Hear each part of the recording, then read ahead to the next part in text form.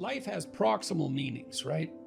There's the meaning that you experience when you're engaged in a piece of art, or when you're reading, or when you're engrossed in a movie or in a conversation. There's the meaning that emerges within your relationships with people that you cherish or are enthusiastic with. There's meanings of security and predictability. There's meanings of duty and responsibility and active engagement with your job and your career. There's meanings of aesthetic pleasure. Now, all of those have their value, and each of them has their place. And maybe there's a hierarchy of value there as well, so that some of those meanings are deeper than others. And then you might say, well, what characterized the deepest of all meanings? And it would be something like relationship with the transcendent, and that would establish a relationship between you and what's always been conceptualized as God, which is generally supposed to be something ineffable, right? It's not definable, but you might think about it as the central animating spirit of the age, or the value around which all other values are organized, or the wisdom of the ages, or the creative spirit that possesses you when you're inspired, or what grips you with enthusiasm at a sports event or at a musical event. All of those things. And we need a relationship with that. And we find our deepest meaning in that relationship. And if we don't find it, I think if we don't find it in something that's explicitly religious, then we tend to magnify something of lesser value, say something political, into that to fill the void. So yes, life has proximal meanings without God, without eternity, but at the ultimate level, something's lacking. And it's the desire to fulfill that lack that, and maybe the lack itself, that's part and parcel of the religious instinct. So you can kill God, but you can't. That doesn't rectify the hunger for God. And then that hunger seeks out replacements. That's how it looks to me. So, and then, you might also say, well, does that mean you have to believe in God? And I don't think of the proper answer to that is that you need to agree with a propositional statement. Does God exist? Yes. Like, is this table there? Yes. It's not that kind of relationship. I mean, it's characterized in the Old Testament as a struggle. So Israel means those who struggle with God. And you have to participate in that struggle. And you can do that, weirdly enough, as a believer or as a non-believer. Maybe sometimes more intensely as a non-believer. The issue might be more paramount then, the issue of virtue and the issue of the ultimate orientation. If you're plagued by bouts of depression and anxiety, that does destabilize your identity. So it's almost by definition. But having said that, look, this is when habit and plan and strategy are so useful. So in the periods of depression that I've had, and some of them were long and certainly the most unpleasant experiences of my life.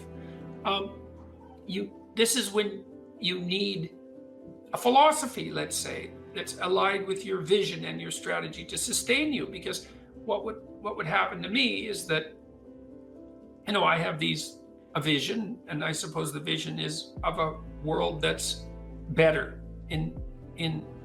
that's less likely to descend into ideological catastrophe, and where people are more responsible and more awake and more educated and healthier. All of that, a vision of a better world, a world that's less hellish at least, but also a better world, and some sense of what role I might play in that.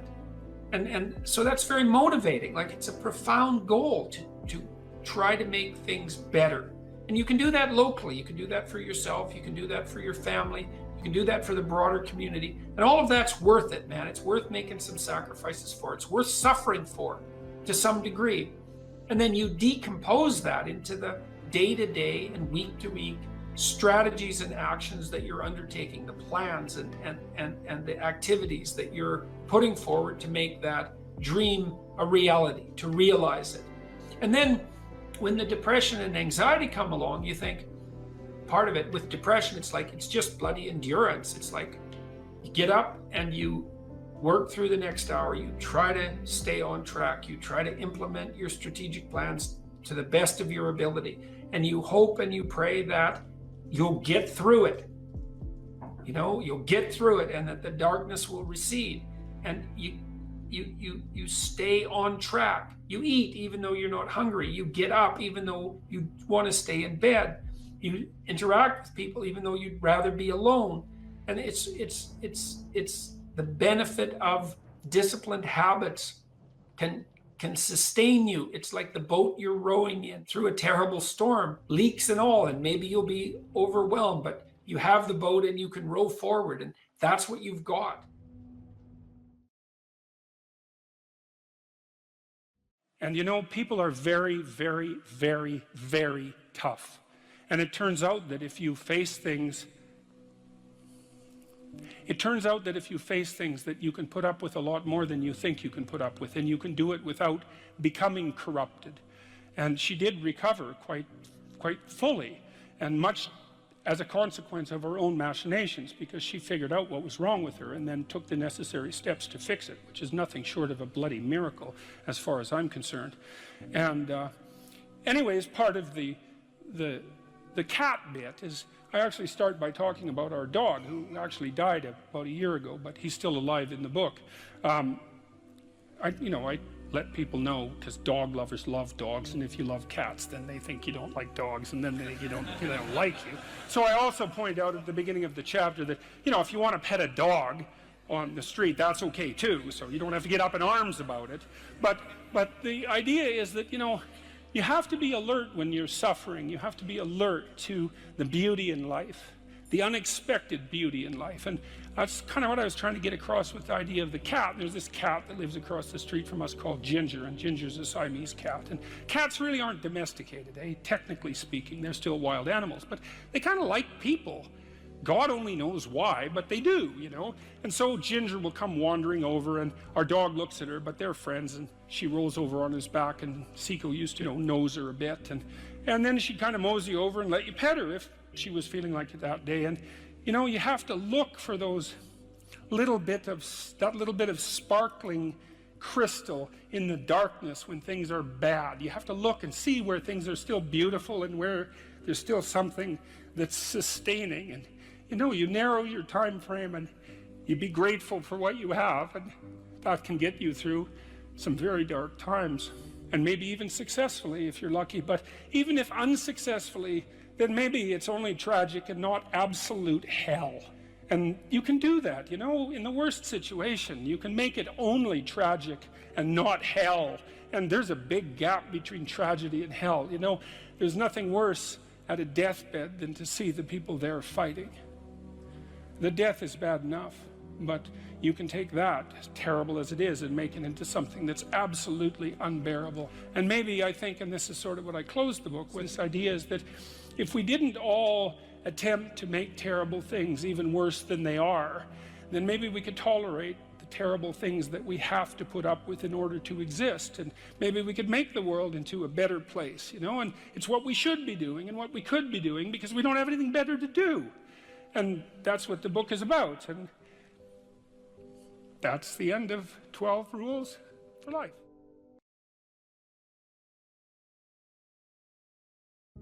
You write in the book, there is no faith and no courage and no sacrifice in doing what is expedient. What do you say to those viewers that don't pursue their dreams and are locked in their careers because they are too afraid to take risks and pursue something meaningful? Well, the first thing I would say is, well, you should be afraid of taking risks and pursuing something meaningful. But you should be more afraid of staying where you are if it's making you miserable. You're paying a price by sitting there being miserable. You might say, well, the devil I know is better than the one I don't. It's like, don't be so sure of that. The clock is ticking. Yeah. And if you're miserable in your job now and you change nothing, in 5 years you'll be much more miserable and you'll be a lot older. But isn't it a luxury to pursue what is meaningful? Our viewers have mortgages, they have children, Yeah. they have payments and loans. It's Well, a luxury to pursue because we lack the resources. Well, I don't remember now, I'm not talking about what makes you happy. It's a luxury to pursue what makes you happy. It's a moral obligation to pursue what you find meaningful. And that doesn't mean it's easy. It might require sacrifice. If you need to change your job too, let's say you have a family and children and a mortgage, you have responsibilities.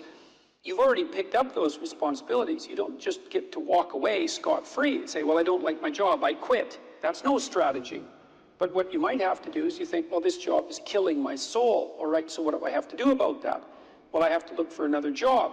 Well, no one wants to hire me. It's like, okay, maybe you need to educate yourself more. Maybe you need to update your curriculum vitae, your resume. Maybe you need to overcome your fear of being interviewed. Maybe you need to sharpen your social skills. Like, you have to think about these things strategically. If you're going to switch careers, you have to do it like an intelligent, responsible person. That might take you a couple of years of effort to do properly. We're built for struggle, us human beings. We're built to contend with the world. We're built to contend with reality. You want a challenge, and the best way that you can take on a challenge, because a challenge fortifies you. So you don't want to be secure, you want to be strong. And you get strong by taking on optimal challenges. And so you lay out your destiny in the world, and you take the slings and arrows of fate, and you make yourself stronger while you're doing so. And you might fail, and fortune might do you in, but it's your best bet. And, you know, people have extracted unbelievable successes out of catastrophic failures. And I'm not saying that in a naive way. I know perfectly well what happens to people. You know, you're doing fine in life and then you get cancer, and then 6 months later you're dead. And all the heroism in the world isn't going to save you at that point. But that's not the point. That's not the point. Life is bounded by mortality. But that doesn't mean that you don't get out there and contend, and you develop by contending, and you minimize the net amount of suffering in the world. And that's something, man. That's something to do. It's very helpful for people to hear that they should make themselves competent and dangerous and take their proper place in the world. Competent and dangerous? Mm-hmm. Why dangerous? Because it's the alternative to being weak. And weak is not good. The people who shoot up the high schools, they're weak. They're weak. How is it good to be dangerous? Because it makes you formidable. And life is a very difficult process. And you're not prepared for it unless you have the capacity to be dangerous. That doesn't mean that you should be cruel. It doesn't mean any of that. There's a statement in the New Testament, the meek shall inherit the earth. But the meek isn't well translated. It means something more like those who have swords and know how to use them but keep them sheathed will inherit the world. That's a way better way of thinking about it. You have to be powerful and formidable and then peaceful, in that order. And that's not the same as being naive and weak and harmless, which is what young men are being encouraged to be. It's like, that's a very bad idea. It's a very bad idea. Because naive, weak, and harmless means that you can't withstand the tragedies of life. You can't bear any responsibility. You'll end up bitter. And when you get bitter, then you get dangerous. But one thing I'm not getting, there's a big difference between letting people do something for themselves and saying men should be dangerous. By dangerous, that implies I should be ready to threaten someone, to hurt somebody. No, you should be capable of it. But that doesn't mean you should use it. There's nothing to you otherwise. Like, if you're not a formidable force, there's no morality in your self-control. If you're incapable of violence, not being violent isn't a virtue. People who teach martial arts know this full well, right? If you learn a martial art, you learn to be dangerous, but simultaneously you learn to control it. Both of those come together. And the combination of that capacity for danger and the capacity for control is what brings about the virtue. Otherwise, you confuse weakness with moral virtue. I'm harmless, therefore I'm good. It's like, no, that isn't how it works.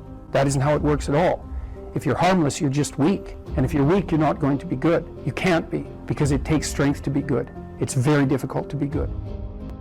People are afraid of the truth because often if you reveal it, it causes conflict in the moment. Telling the truth is definitely an adventure. Seeking for sure, but also telling. Another way of going about it is to just say what you think and see what happens. That's an adventure, because you don't know what the outcome is going to be. So look, there's this old idea that it's necessary to have faith in the truth.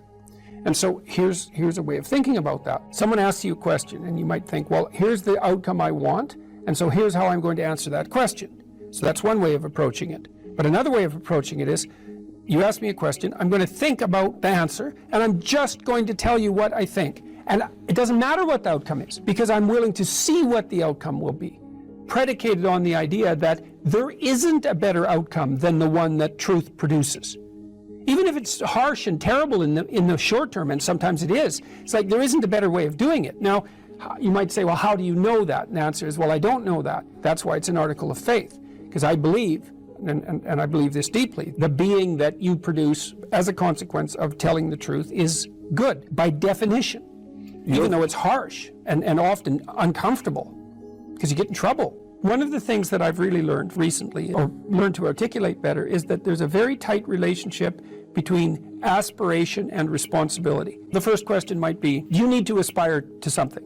And the answer is, well, yes, because you have to do something. If you just sit there, you'll die. You can't just sit there. You have to go act out in the world. Okay, so act towards what? Well, that's whatever your aspiration is. You have to have an aim.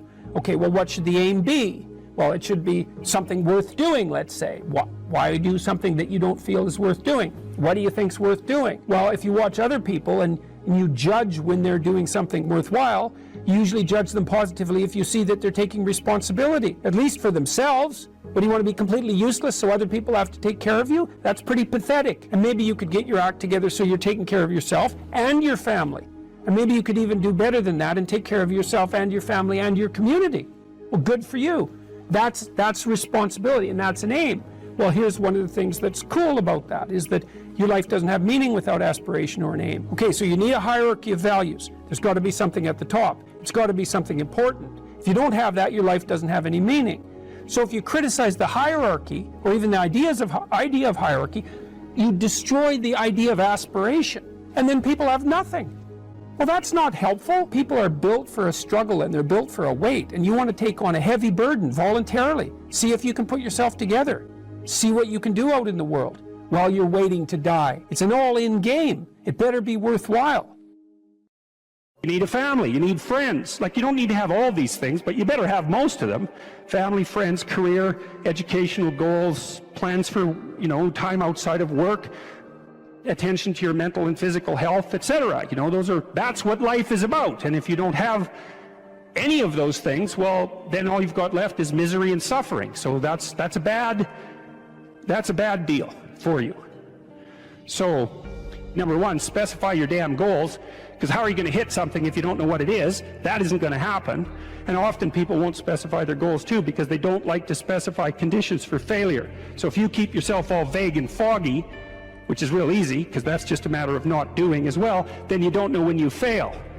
And people might say, well, I really don't want to know when I fail, because that's painful, so I'll keep myself blind about when I fail.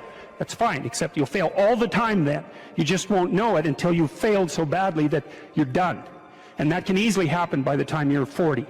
You would like to be productive and have a good life, and that's how you make the schedule. It's like, and then you look at the day and you think, well, if I had that day, that'd be good. Great, and you're useless and horrible, so you'll probably only hit it with about 70% accuracy, but that beats the hell out of 0, right? And if you hit it even with 50% accuracy, another rule is, well, aim for 51% the next week, or 50.5% for God's sake, because you're going to hit that position where things start to loop back positively and spiral you upward. So that's one way that you can work on your conscientiousness, is to plan a life you'd like to have. And you do that partly by referring to social norms. That's more or less rescuing your father from the belly of the whale. But the other way you do that is by having a little conversation with yourself about, as if you don't really know who you are, because you know what you're like. You won't do what you're told. You won't do what you tell yourself to do. You must have noticed that. It's like you're a bad employee and a worse boss, and both of those work for you. You don't know what you want to do, and then when you tell yourself what to do, you don't do it anyways. But, my point is that you have to understand that you're not your own servant, so to speak. You're someone that you have to negotiate with. And you're someone that you want to present the opportunity of having a good life to. And that's hard for people, because they don't like themselves very much. They're always like cracking the whip and then procrastinating, and cracking the whip and then procrastinating. And it's like, God, it's so boring and such a pathetic way of spending your time. And you know what that's like, because you probably waste like 6 hours a day. What you do now is going to multiply its effects in the future. So And you need to know what your damn time is worth. One of the things you should be asking yourself is, when you spend an hour, was that, well, what if I paid someone $50 to have had that hour? And if the answer is no, it's like, well, maybe you should do something else with your time. And it depends on whether or not you think that your time's worthwhile. But the funny thing about not assuming that is, if you assume your time isn't worthwhile, what happens is you don't just sit around sort of randomly in a state of responsibility-less bliss. What you do is you suffer existentially. Someone who is incapable of cruelty is a higher moral being than someone who is capable of cruelty. And I would say, and this follows Jung as well, that that's incorrect, and it's dangerously incorrect, because if you are not capable of cruelty, you are absolutely a victim to anyone who is. And so part of the reason that people go watch anti-heroes and villains is because there's a part of them crying out for the incorporation of the monster within them, which is what gives them strength of character and self-respect, because it's impossible to respect yourself until you grow teeth. And if you grow teeth, then you realize that you're somewhat dangerous, or maybe somewhat seriously dangerous, and then you might be more willing to demand that you treat yourself with respect and other people do the same thing. And so that doesn't mean that being cruel is better than not being cruel. What it means is that being able to be cruel and then not being cruel is better than not being able to be cruel. Because in the first case, you're nothing but weak and naive. And in the second case, you're dangerous, but you have it under control. And you know, a lot of martial arts concentrate on exactly that as part of their philosophy of training. It's like, we're not training you to fight. We're training you to be peaceful and awake and avoid fights. But if you happen to have to get in one, and I guess the philosophy also is that if you're competent at fighting, that actually decreases the probability that you're going to have to fight, because when someone pushes you, you'll be able to respond with confidence, and with any luck, and this is certainly the case with bullies, with any luck, a reasonable show of confidence, which is very much equivalent to a show of dominance, is going to be enough to make the bully back off. And so the strength that you develop in your monstrousness is actually the best guarantee of peace. And that's partly why Jung believed that it was necessary for people to integrate their shadow. And he said that was a terrible thing for people to attempt, because the human shadow, which is all those things about yourself that you don't want to realize, reaches all the way to hell. And what he meant by that was, it's through an analysis of your own shadow that you can come to understand why other people are capable, and you as well, of the sorts of terrible atrocities that characterized, let's say, the 20th century. And without that understanding, there's no possibility of bringing it under control. When you study Nazi Germany, for example, or you study the Soviet Union, particularly under Stalin, and you're asking yourself, well, what are these perpetrators like? Forget about the victims, let's talk about the perpetrators. The answer is, they're just like you. And if you don't know that, that just means that you don't know anything about people, including yourself. And then it also means that you have to discover why they're just like you. And believe me, that's no picnic. So that's enough to traumatize people, and that's partly why they don't do it. And it's also partly why the path to enlightenment and wisdom is seldom trod upon, because if it was all a matter of following your bliss and doing what made you happy, then everyone in the world would be a paragon of wisdom. But it's not that at all. It's a matter of facing the thing you least want to face. This is the Peter Pan story, roughly speaking. Peter Pan is this magical boy. Pan is the god of everything, roughly speaking, right? And so it's not an accident that he has the name Pan. And he's the boy that won't grow up. And he's magical. Well, that's because children are magical. They can be anything. They're nothing but potential. And Peter Pan doesn't want to give that up. Why? Well, he's got some adults around him, but the main adult is Captain Hook. Well, who the hell wants to grow up to be Captain Hook? First of all, you've got a hook. Second, you're a tyrant. And third, you're chased by the dragon of chaos with a clock in its stomach, right? The crocodile. It's already got a piece of you. Well, that's what happens when you get older. Time has already got a piece of you. And eventually, it's got a taste for you. And eventually, it's going to eat you. And so Hook is so traumatized by that he can't help but be a tyrant. And then Peter Pan looks at traumatized Hook and says, well, no, I'm not sacrificing my childhood for that. So that's fine, except he ends up king of the Lost Boys. In Neverland, well, Neverland doesn't exist, and who the hell wants to be king of the Lost Boys? And he also sacrifices the possibility that he'll have a real relationship with a woman, because that's Wendy, right? And she's kind of conservative, middle-class, London-dwelling girl. She wants to grow up and have kids and have a life. She accepts her mortality, she accepts her maturity. Peter Pan has to content himself with Tinkerbell. She doesn't even exist. She's like the fairy of porn. She doesn't exist. She's the substitute for the real thing. But the dichotomy that you're talking about is very tricky, because there's a sacrificial element in maturation, right? You have to sacrifice the pluripotentiality of childhood for the actuality of a frame. And the question is, well, why would you do that? Well, one reason is it happens to you whether you do it or not. You can either choose your damn limitation, or you can let it take you unaware when you're 30, or even worse, when you're 40. And then that is not a happy day. I see people like this, and I think it's more and more common in our culture, because people can put off maturity without suffering an immediate penalty. But all that happens is the penalty accrues, and then when it finally hits, it just wallops you, because when you're 25, you could be an idiot. It's no problem. Even when you're out in a job search, it's like, well, you don't have any experience and you're kind of clueless. It's, yeah, you're young, it's no problem. That's what young people are like, but they're full of potential. Okay, well, now you're the same person at 30. It's like people aren't so thrilled about you at that point. It's like, what the hell have you been doing for the last 10 years? Well, I'm just as clueless as I was when I was 22. It's, yeah, but you're not 22. You're an old infant, right? And that's an ugly thing, an old infant. So, part of the reason you choose your damn sacrifice, because the sacrifice is inevitable, but at least you get to choose it. And then there's something that's even more complex than that in some sense, is that the problem with being a child is that all you are is potential, and it's really low resolution. You could be anything, but you're not anything. So then you go and you adopt an apprenticeship, roughly speaking, and then at least you become something. And when you're something, that makes the world open up to you again.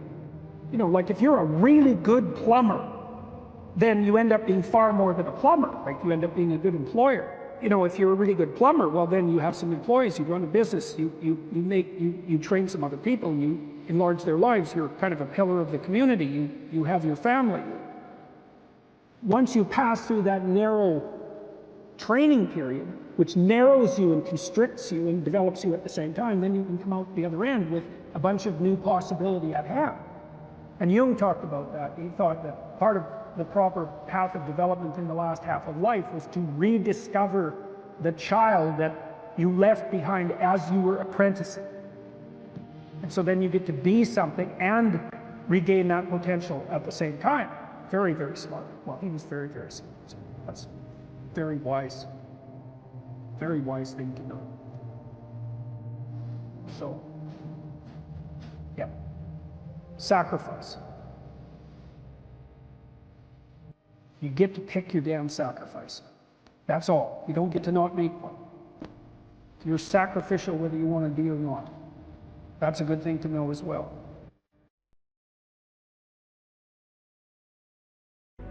We were sitting in the first row of the plane, and do you remember the guy was a young black man, sort of ran onto the plane. He was wearing a yellow vest. He was a worker working the bridge or something.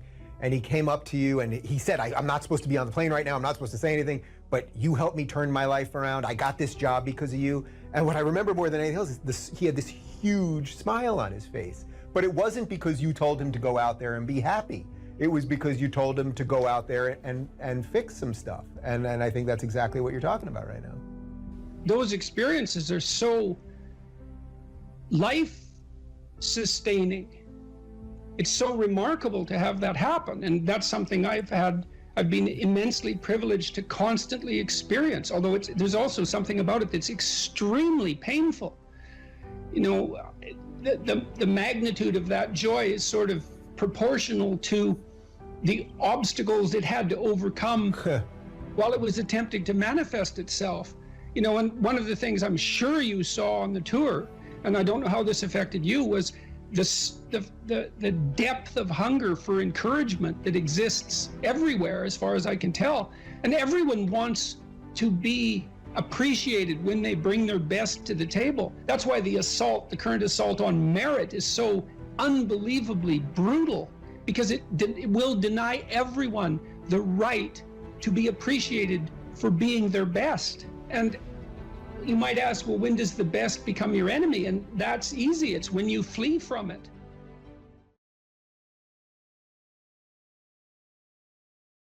This is one of the great stories of mankind, and this isn't the only variant of this story. There's many variants of it, but this variant is useful for our purposes. It's a story I stumbled across a long time ago. I'm going to tell you the second story first because I don't have the energy to tell you the first story. So this is a story that the ancient Egyptians predicated their society on. And to understand this story, the first thing you have to know is what the characters were. And these characters were gods. There's 4 of them. Although the Egyptians had far more than 4 gods. You might think of these as the central gods. And you might think, what is a central god? And then you might think, well, imagine that the gods compete for dominance across time in people's imaginations. And some gods win. And they occupy the primary position of dominance in the hierarchy, in the dominance hierarchy of gods. And those are ideals. And ideals compete across time for dominance. And they're embodied. And so when diverse tribal people come together, they throw all their gods into the ring and they fight across time, and something emerges as a victor. And that's the emergence of monotheism out of polytheism. And it parallels the development of a unified morality within each of us as we develop across time. And the God that emerges as dominant across time bears a substantial resemblance. Imagine you have a set of gods in this locale that are competing across time, and something emerges as dominant. And then over here you have another set of gods that compete across time for dominance, and something emerges. You'll see major commonalities across the 2 things that emerge. And the reason for that is because the process of emergence that gives rise to both of them is similar in both situations. And that's part of what accounts for the cross-cultural similarity of high-order religious ideas. All right, anyways, you need to know the characters. Osiris. Osiris is the old king. He's Dumbledore for all intents and purposes. He's the old king. He's the spirit that established the Egyptian state when he was young. He was a great hero, but now he's old. And he's archaic, and he's willfully blind. That's Osiris. He has a brother, Seth. Seth is Set. And Set is Satan, because the word Satan comes from the word Seth and Set via the Coptic Christians. So he's a precursor to the Western idea of Satan. You have Isis. Isis is queen of the underworld, and Isis was the goddess of a religious structure that prevailed across thousands and thousands of years. Isis. And you have Horus. Horus is a falcon.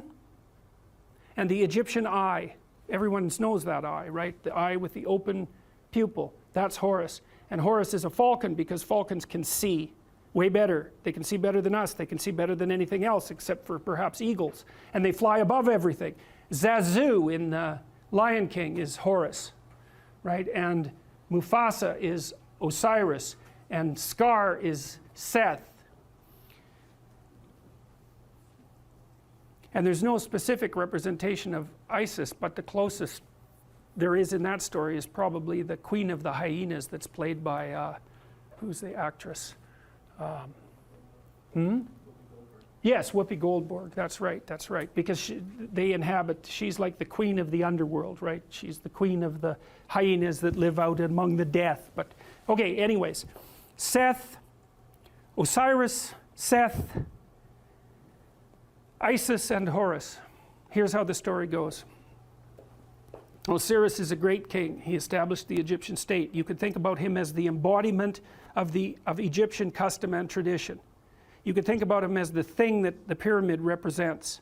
All right? But he was great when he was young, but he's not young anymore. He's old, and he's willfully blind. And what that means is that he doesn't see what he could see. He refuses to see what he could see. Why is Osiris old and willfully blind? Because that's what culture is. It's a paternal spirit that's old and willfully blind, and it's always that way, always that way. And the reason for that is because it's a construction of the dead. The dead aren't alive. They can't, so they're out of date, and they can't update themselves anymore. And you inhabit their corpse, and that's actually what happens in an earlier story that I'll tell you next week. The early Mesopotamian gods inhabited the corpse of their father, roughly speaking.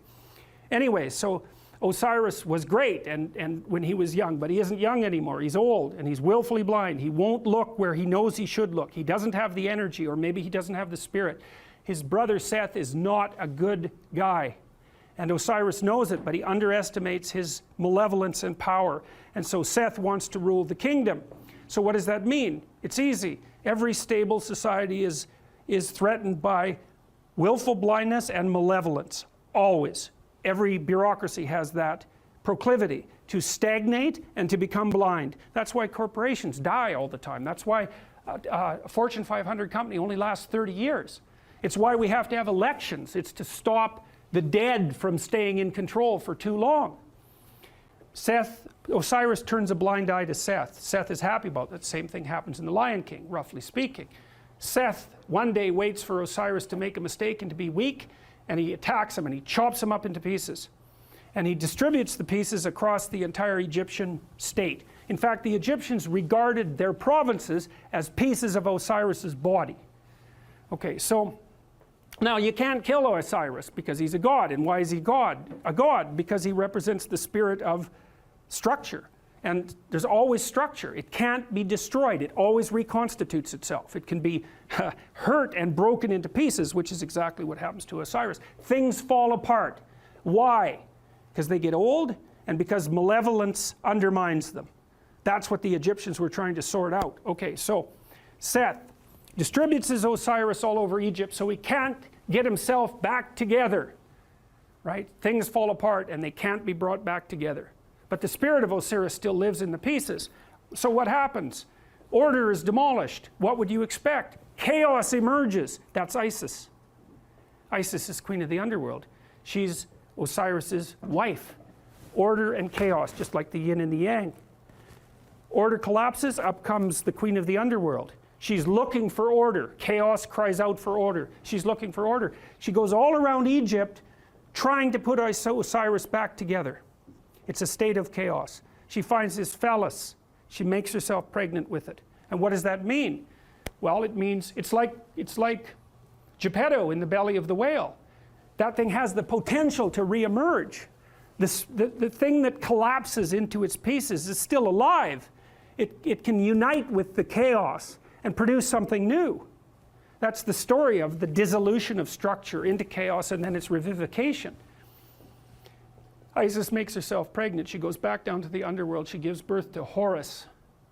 Horus is the Egyptian eye. He's the son of the great father and the great mother. He's a messianic figure. And in fact, much of the mythology that described Horus was extracted without much modification and then attributed to Christ. Very much, and you can read about the parallels. You can read about it online if you want. But there's any number of parallels. And of course, there is the mythology that the Jews came out of Egypt, and of course the Christians emerged from the Jews. And so there was a tremendous influence of Egyptian thinking on the development of these later ideas.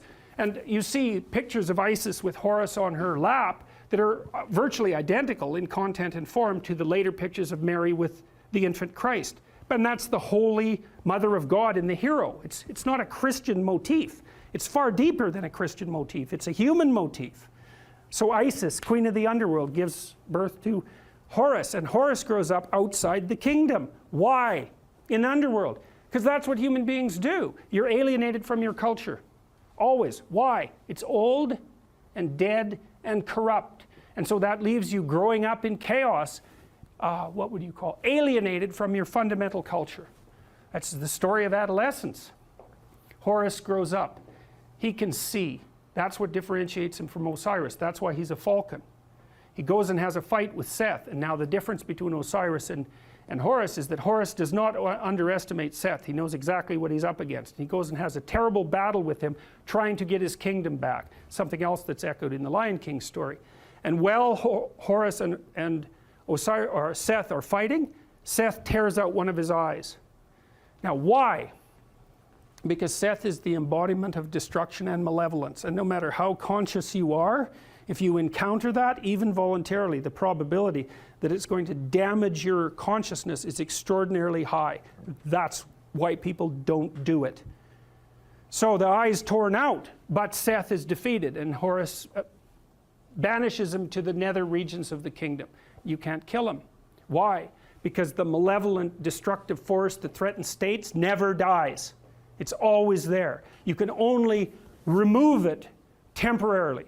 Now Horus is king, Pharaoh, king, God. He's got his eye, and so you think, well, he's going to just pop that back in his head, and then he's going to be able to lead. He's going to be able to take his place at the uppermost pantheon of gods properly. But that isn't what he does. He takes his eye and he goes back to the underworld, just like Pinocchio going into the depths to rescue Geppetto. And down there is the spirit of Osiris, who's extant as a kind of half-dead ghost. And he gives Osiris his eye. Now Osiris can see. So what does that mean? You go down into the chaotic, when threatened by malevolence, even to the point of damage to your consciousness. You go down into the chaos and you find the dead spirit of your tradition and you give it vision. And so, provided with vision, Osiris regenerates, and then Osiris and Horus go back up to the world, linked together and rule jointly.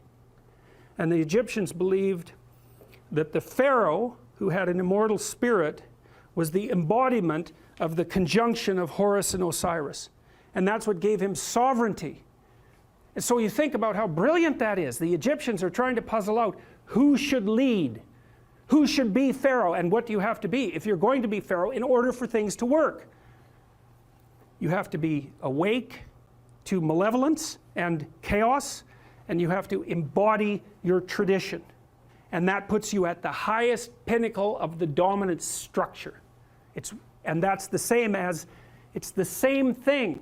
It's the same thing as the battle between the gods across centuries or eons and the emergence of the highest possible moral virtue as a consequence of that competition. It's the eye on the top of the pyramid, right? It's, you know, in the Washington Monument, there's a cap on the Washington Monument. The top of the Washington Monument is a pyramid. At the top of the pyramid is a cap. It's made out of aluminum. And the reason it's made out of aluminum is because when they made the Washington Monument, it was the most valuable metal known. And so what does it mean? It means there's a pyramid and there's something at the top of it. But the thing that's at the top of the pyramid isn't the same as the rest of the pyramid. That's the thing. The pyramid exists. There's a dominance hierarchy. Something climbs up to the top, but it's not just at the top of one pyramid. It's at the top of all of them. The thing that rises to the top of any given pyramid is the same thing that can dominate all pyramids. It isn't good enough to be the best at a dominance hierarchy. What you want to be is the best at the set of all possible dominance hierarchies. Right. And that's the thing that's gold at the top of the pyramid, and that's the eye. That's what the Egyptians figured out. And what does that mean? It means the thing that puts you at the top is attention. Pay attention. Keep your eyes open. It's not the same as thinking. It's not the same thing. It's like watching. And the thing about human beings is we can see. We can see better than any other creature except birds of prey. And so our capacity to see is in fact what we use in the world. Our brains are actually organized around vision, unlike most animals. Their brains are organized around smell, not us. We can see. We stand upright so we can see a long distance. And in our ability to see is what saves us and what saves our communities. And that's what these stories are trying to portray. And you might say, well, why didn't people just say so? And the answer to that is because they didn't know. It took a long time to figure it out. Forever. It's taken forever to figure it out. It's part of what I hoped when I wrote this book, and part of the reason that I'm teaching it is because it seems to me that it would be useful for everyone to actually understand this instead of just having it told as a story. It's like, that's great, man. Yes, you need the story. But why not also just understand it? Well, one of the things that I think can be really useful, and this is also a skill that will serve you well for the rest of your life, is to start using a schedule, like a Gmail calendar, and schedule in studying time, for example. Now, so I've got some thoughts about using a schedule. People often don't like schedules because it's like developing your own tyrant. You know, it's, okay, well, here's a whole bunch of things I have to do tomorrow. That's my schedule, and I better stick with it, or I'm a bad person, I'm a failure. And that's not the right way to go about it, the scheduling. What you want to do with the schedule is design the day that you would like to have. Now, some of that's going to involve responsibilities that you have to live up to, or your life will get worse, right? So, but I would say, if you're trying to start learning how to manage your school stress, is like, schedule in 10 minutes of homework. Maybe before you go to school in the morning, if you can get up. You probably can't, because teenagers have a hard time getting up in the morning. But start with 10 minutes. See if you can train yourself to sit down for 10 minutes after dinner, some regular time, and do 10 minutes of homework. And that's it. Put that in there as a goal. And then maybe if you've done your 10 minutes of homework, you can schedule in, I don't know, 15 minutes of playing a video game if you want, some sort of reward. But start figuring out how to organize your day so that you get to do the things that you want to do, and you do some of the things that you have to do in a manner that you think you could actually do, in a manner that would be sustainable across time. And that, like, the part of your brain that makes you anxious is really unhappy if you don't have a plan. And so one of the fastest ways to start to deal with too much negative emotion, too much stress-related negative emotion, is to make a plan and to make it concrete. And so I would say, and a schedule is an unbelievably useful way of doing that. And you think, in my mind, in your mind, why am I filling out this calendar for the week? Well, so I know what I'm doing, so that I'm not anxious, so that I'm doing things I want to do, so I have something to look forward to, and so that I'm doing things that I have to do, so that my life doesn't go spiral downhill and make me more miserable and resentful and bitter. And so you can start to use a schedule as your friend, and like, that'll take a year of practice to get good at. So if it doesn't work well in the first week, don't give up. Just keep doing it until you get yourself disciplined and they are able to stick more and more to your plans. And that will help you so much in your life, you just can't believe it. So what you want to do is chop up that overwhelming infinity into a set of manageable tasks. Mm-hmm. And you want to think, well, you know, some of those tasks might be like, well, maybe you could put some order into your room. You know, or maybe you could make your room a little bit more beautiful, or maybe you could think of one thing around the house that you could do that would actually be helpful, and you're doing that to improve your life. That's the point. You're not doing it because someone's shaking a stick at you and telling you that this is what you have to do if you're going to be a good person. That's not the point. And you also, with your schedule, you think, well, I'm going to design this schedule for someone I like. And that person that I'm designing the schedule for that I like is going to be me. And so it isn't the schedule of a slave master to a slave. It's a negotiated schedule that you arrange with yourself so that you can have a decent life. But it's a very powerful tool to have a calendar at your disposal. And if you can learn to use that young, just put a few things in it. Put in your classes, put in a few assignments, put in some things that you might want to do. Just start stupidly and badly, and you'll get good at it and assume you'll get good at it over about a year, and that'll change your life. Like if you learn to listen to people, if you decide that you're not going to say things that you know to be untrue, and if you learn how to schedule your time, your life will change for the better so much that you won't believe it, and that will keep happening more and more and more and more as you get older. So it's a great thing to start practicing if you could start practicing that when you're a teenager, and you get that under control by the time you're 18, you'll be absolutely deadly. You'll be so far ahead of other people who don't do any of that you won't believe it, and you'll just continue to accrue benefits as a consequence. Well, the thing is that, or one of the things is that, you are going to be putting up with other people's problems and troubles for the rest of your life. And what you want to do is live your life in a manner that makes all of that tolerable. And so I would say, with the scheduling and with the attempt to speak honestly, and with the development of goals that are valuable to you, you're going to be occupied enough with your own life and see enough of the quality of that life so that you'll be able to tolerate a fair bit of noise and stress coming at you from other directions. And I would also say that the more that you put yourself together in the manner that we've already discussed, the better other people will treat you, and the less unnecessary suffering and distress that you're going to encounter. And I would say, and I'll close with this, I would say to your viewers, don't underestimate the utility of getting your act together. Another thing you can do is, and this is like deciding that you're going to stop saying things that you know not to be true. The other thing is, you could decide to stop doing things that you notice make you weak. And it's a game that you're playing with yourself. It's like you're out with your friends, you do something maybe because you think it'll make you popular, and you notice that makes you feel kind of subordinate and weak, and think, aha, I shouldn't do that again. I don't know exactly what it is that I did wrong, but it made me feel weak. It made me feel like I was coming apart at the seams. It's not the thing I should repeat. So you try to do things that make you stronger. You try to say things that make your speech more true and accurate. You try to aim at things that you think are worth attaining, and you get yourself disciplined and in order, and that will do. There's nothing else you can do in your life that will be of more benefit to you and to other people simultaneously. And if you could start that when you're a kid, man, I tell you, you'll be so far ahead. You'll be so far ahead by the time you're 18 or 19 that it'll be like you're in a different universe.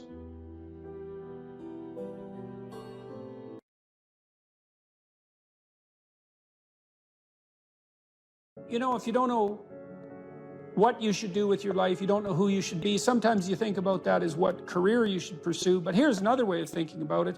It's kind of a SEAL's ethos that Congressman Crenshaw detailed out. Here's some things you could be. Those are my words. These are his. You'll be someone who's never late. You will be someone who takes care of his men, gets to know them, and puts their needs before yours. You will be someone who does not quit in the face of adversity. You will be someone who takes charge and leads when no one else will. You will be detail-oriented, which you discuss a lot in later sections of the book, always vigilant, attentive.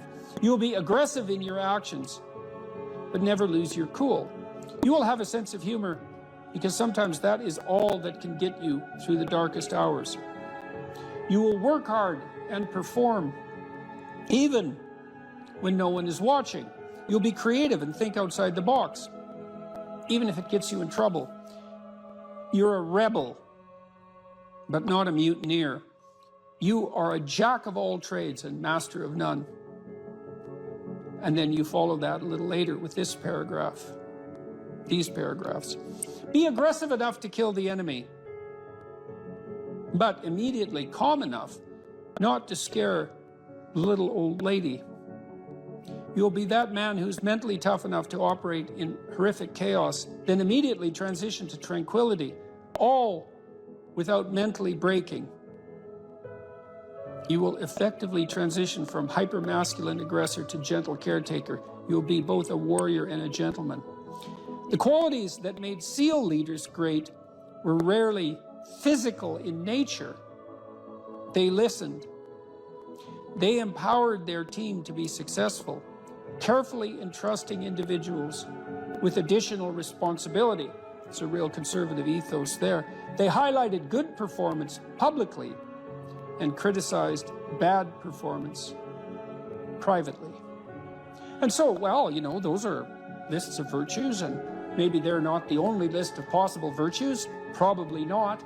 But if you're lost and you don't know where to start, practicing, you also talk about this idea that, this is an Aristotelian idea, that we are our habits. We become what we practice. And imagine if you're lost and you're listening, you think, well, you find some things admirable.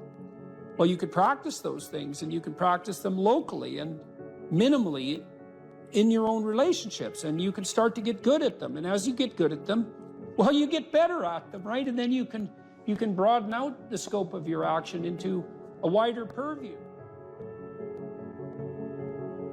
So you said here too, let's go for another quote here.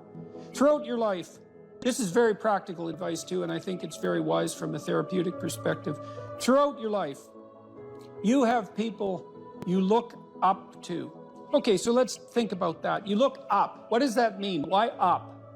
Well, up is something that beckons from a distance. It's like a light on a hill, and we automatically assume that those who we admire are people we look up to. So that specifies a distance and a direction, and it's uphill. It's up toward a higher vista, let's say. So there are automatically people who elicit that spirit in you. You have noticed the way. It might also imply that there's some sense of struggle required to get to that point, because it's easier to go downhill than it is uphill.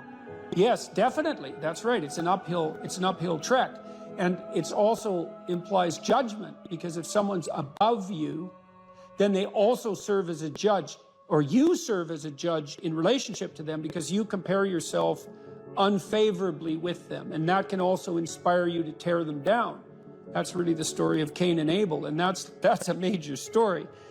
You have noticed the way a teacher, parent, coworker, mentor, or friend interacts with others, and you come away thinking, that behavior simply works better. They are respected, admired, and successful. And you find yourself wondering why that is. You do if you're a little bit humble instead of being envious, right? Because otherwise you think, well, that damn crook, he just stole his position, and that's why he's got it. But if you're a bit humble, you might think, well, no, that guy looks successful. Maybe he knows something I don't. You are noticing attributes and character traits that are good and worth aspiring to. You are noticing attributes that make certain people more successful than others. You are noticing what a hero looks like. And in the process, you are discovering a path made up of desirable personality traits that helps you ascend in social hierarchies. That's Jacob's ladder, by the way. That ladder that is the hierarchy to the good. That's the vision Jacob has of the pathway to God, is that it's a hierarchical structure with the thing that's ultimately good at the pinnacle, by definition, right? The best of all possible goods. And then there are intermediary structures all the way up, and beings inhabiting those structures. And this isn't metaphysical. It's like if you find someone you admire, the reason you admire them is because they're higher up in that heavenly hierarchy, so to speak, than you are. And your whole nervous system tells you that. You're compelled to listen, you're compelled to pay attention by the action of your own unconscious mind. You know, what's interesting about this point of identifying these heroes or at least role models, you can call them either one. I just thought heroes was a more compelling word to use for the sake of writing it. But what's interesting about it too is how pop culture actually plays a pretty important part of this, because there's plenty of people who simply don't have these good role models in their lives, and you have to acknowledge that. And so where are they supposed to turn? And it's maybe one of the reasons that it's so important to fight these cultural wars that you and I engage in on a fairly regular basis, that they become a serious part of our politics, which at the same time is necessary, but also deeply, deeply unfortunate. I do think the attack on pop culture from this progressive victimhood left has reached a ceiling. I think there's a serious backlash. You look at movies like Top Gun, the recent one, Top Gun, and maybe like the highest grossing of all time. Absolutely phenomenal movie, really fun to watch. Why? Because it just had all of these classical virtues infused within it, about relationships and about how you treat people and what the consequences are for treating people as such. That these things speak to people in a deeper way. They can't necessarily articulate them, but they understand it when they see it. And there's these sort of radical minorities that are very loud that want that changed. You know, they want something else to be on that hill. But people react against it because it's not true. There's no truth to that. Yeah, well, yeah, and something cries out from inside of them then, and that can be appealed to by a storyteller. I saw the same thing in the Marvel Avengers series, is that there is a return to any wide range of classical virtues, certainly brotherhood, a kind of a military ethos, sacrifice, a striving upward, certainly masculine virtues, the combination of the Hulk and Iron Man, for example. There's a monstrous element to the Hulk, but he's a hero in a strange sense, and he's also the revitalizing force for Iron Man when he just about dies, and that's all. The reason those movies were so necessary and so attractive is because they are, in fact, addressing a radical conceptual void in the culture, and it's a void that you're addressing in your book, especially with your appeal, trifold appeal, let's say, to duty, responsibility, and humor at the same time, right? Which is a kind of stoicism in the face of catastrophe. You know, so, because this is a big problem in life. Imagine you're aiming for something and then something happens to make it impossible, or you find out that it's the wrong thing because you were aiming in the wrong direction. Well, so then what do you have to rely on to set you right? It's not your aim, obviously, but it might be your capacity to take new aim, and that's bloody well dependent on your character. That's for sure. And so I don't think there is a more fundamental aim than what you should be, and there's no better way of characterizing what you should be than that you should fortify your character.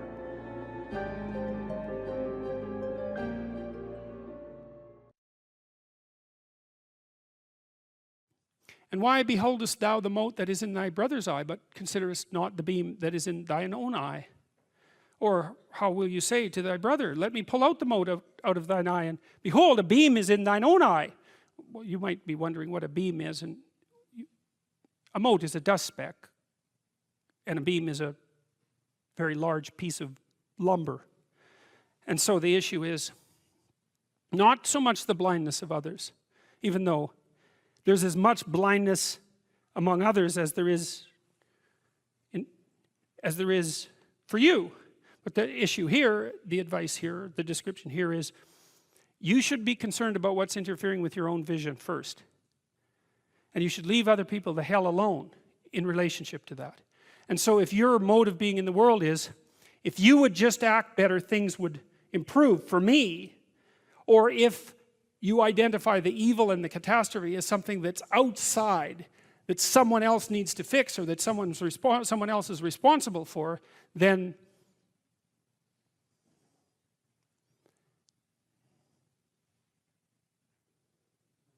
you're not going to fix that. And you're going to remain blind to the things that you're doing and not doing that make things not go well. And so it's just better to think, all right, I'm probably blind in many, many ways. And maybe there are some ways that I could rectify that, because it's highly probable that you're blind in all sorts of ways. I mean, in fact, it's virtually certain. And so it's just more useful to think, how is it that I'm wrong in this situation? I'll tell you something that I learned to do when I was arguing with my wife, which happened quite frequently, because when you actually communicate with people, you find out that there's many things that you don't agree on. And that's because you're actually different creatures. And so if you're actually going to have a truthful conversation, then you're going to find out that you don't see things the same way, and then you can either pretend that that's not the case and gloss over it and then end up in a 30-year silent war, or you can have the damn fight when you need to have it and see if you can straighten it out. So now and then we'd get in a situation where we were at loggerheads, we couldn't move. And you know, it would spiral up into hate speech, let's say. Because, yeah, everyone laughs because they know they manifest plenty of hate speech towards those they love. So one of the things we learned to do was, when we hit an impasse, was to separate and to go our own ways and to go sit and think, okay, look, we're at this unpleasant situation. We can't figure out how to move forward. I'd always think, of course it's her fault. Obviously it's her fault. At least 95%. But maybe there was something I did that contributed like 5% to it. And so I would sit and think and ask myself a question, which was, is there anything I did in the last 6 months that increased the probability that this impasse would manifest itself?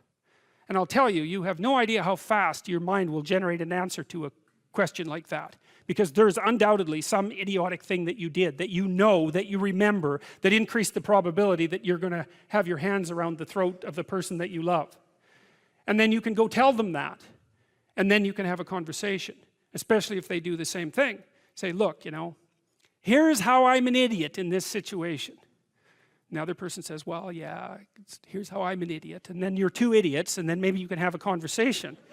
So, thou hypocrite, first cast out the beam of out of thine own eye, and then shalt thou see clearly to cast out the mote of thy brother's eye.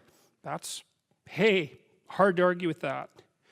Ask and it shall be given you, seek and ye shall find, knock and it shall be opened unto you. For everyone that asketh receiveth, and he that seeketh findeth, and to him that knocketh it shall be opened.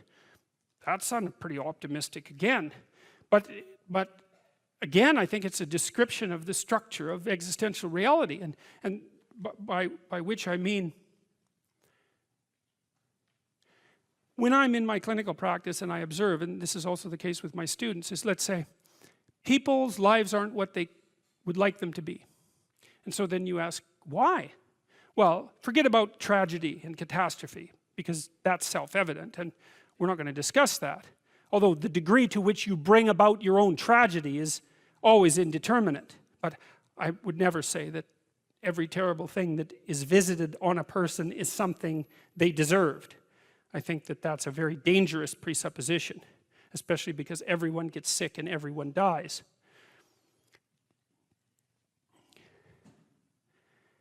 But one of the main reasons that people don't get what they want is because they don't actually figure out what it is. And the probability that you're going to get what would be good for you, let's say, which would even be better than what you want, right? Because, you know, you might be wrong about what you want easily. But maybe you could get what would really be good for you. Well, why don't you? Well, because you don't try. You don't think, okay, here's what I would like if I could have it. And I don't mean in a way that you manipulate the world to force it to deliver you goods for status or something like that. That isn't what I mean. I mean something like, imagine that you were taking care of yourself like you were someone you actually cared for. And then you thought, okay, I'm caring for this person. I would like things to go as well for them as possible. What would their life have to be like in order for that to be the case? Well, people don't do that. They don't sit down and think, all right, you know, let's figure it out. You've got a life. It's hard, obviously. It's like 3 years from now, you can have what you need. You've got to be careful about it. You can't have everything. You can have what would be good for you, but you have to figure out what it is, and then you have to aim at it.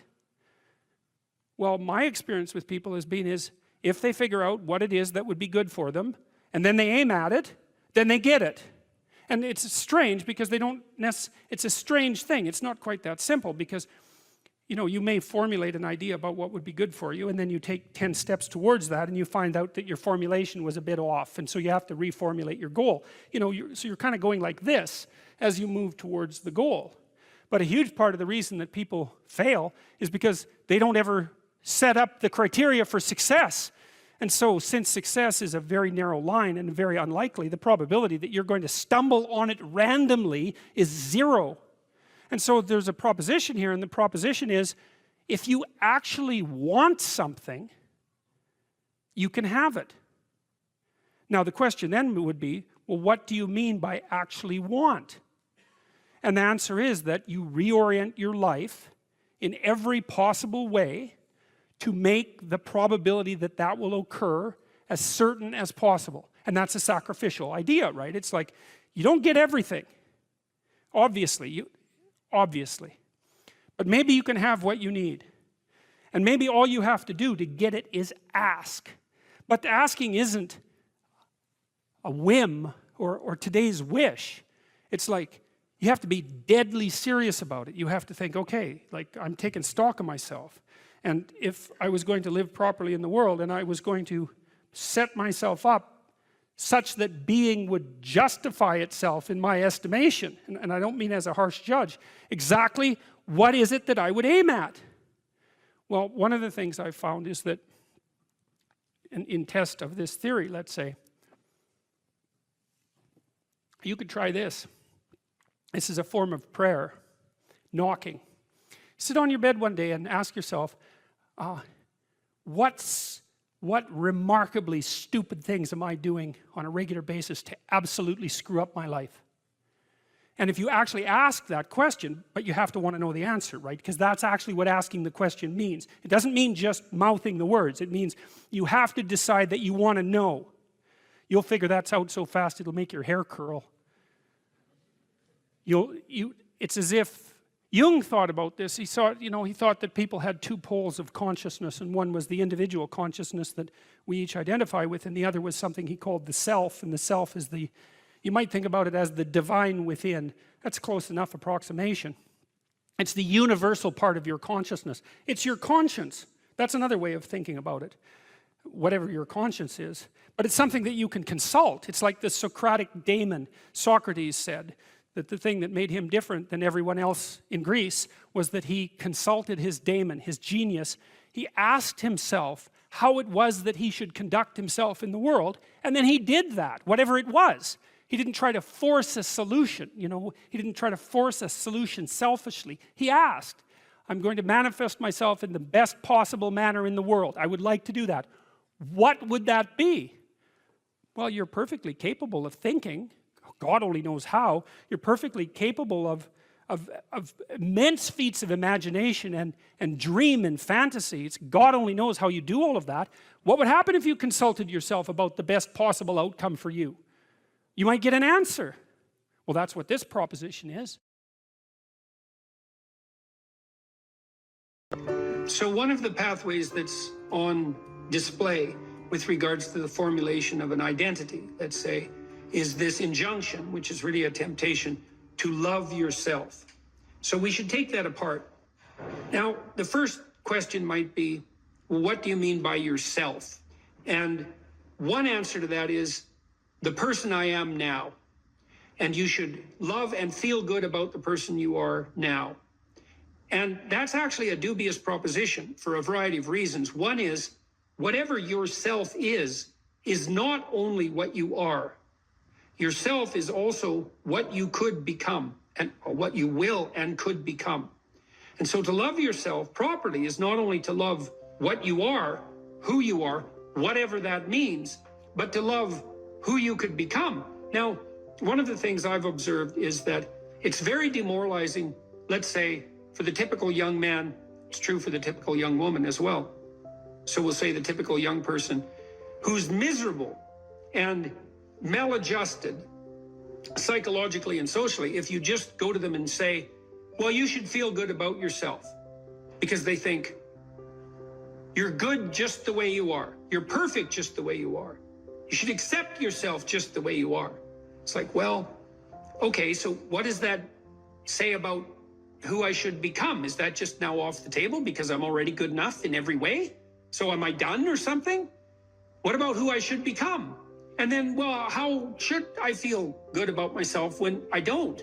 Because I'm not getting along with myself. I'm anxious and hopeless and nihilistic and depressed, and I'm not getting along with other people. So how is it that that's all somehow something I should feel good about without being deluded?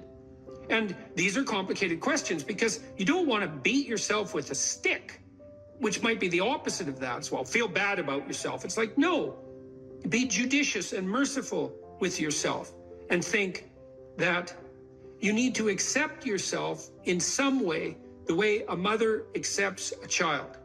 But the maternal spirit is not the only spirit that governs the love that a child requires properly. You have the paternal spirit of encouragement as well, which is, well, we need to shelter and protect you and to provide for your security the way you are, but you could be a lot better and should be, and I have faith that you could be, which is the love that I'm delivering to what you're becoming rather than what you are.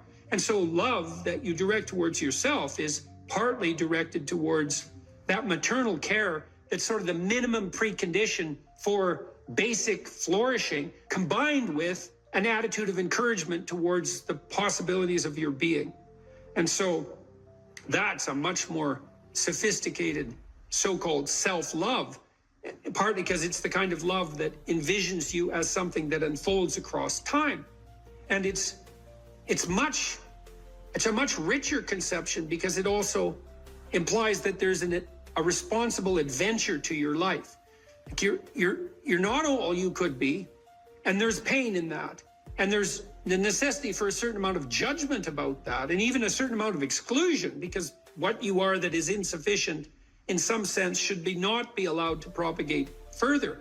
But if it's conjoined with encouragement, it's like, yeah, you're in a rough situation there, kiddo, but here's some things about you that are virtuous and good, and they're pretty powerful actually. And if you just made those more manifest, you could dispense with a lot of this immaturity and misery, and you could expand yourself out into life physically and psychologically, and you could start walking this pathway that makes things better. And the thing is that as soon as you start walking the pathway that makes things better, then things immediately become better because your whole orientation changes. And if you're in a bad place but you're escaping, that's pretty positive, even if it's a bad place. And you might think, well, it's still bad, but it's better. It's like, well, that's a lot better than a bad place that's getting worse. That's for sure, because that's hell. Hell is a bad place that's getting worse.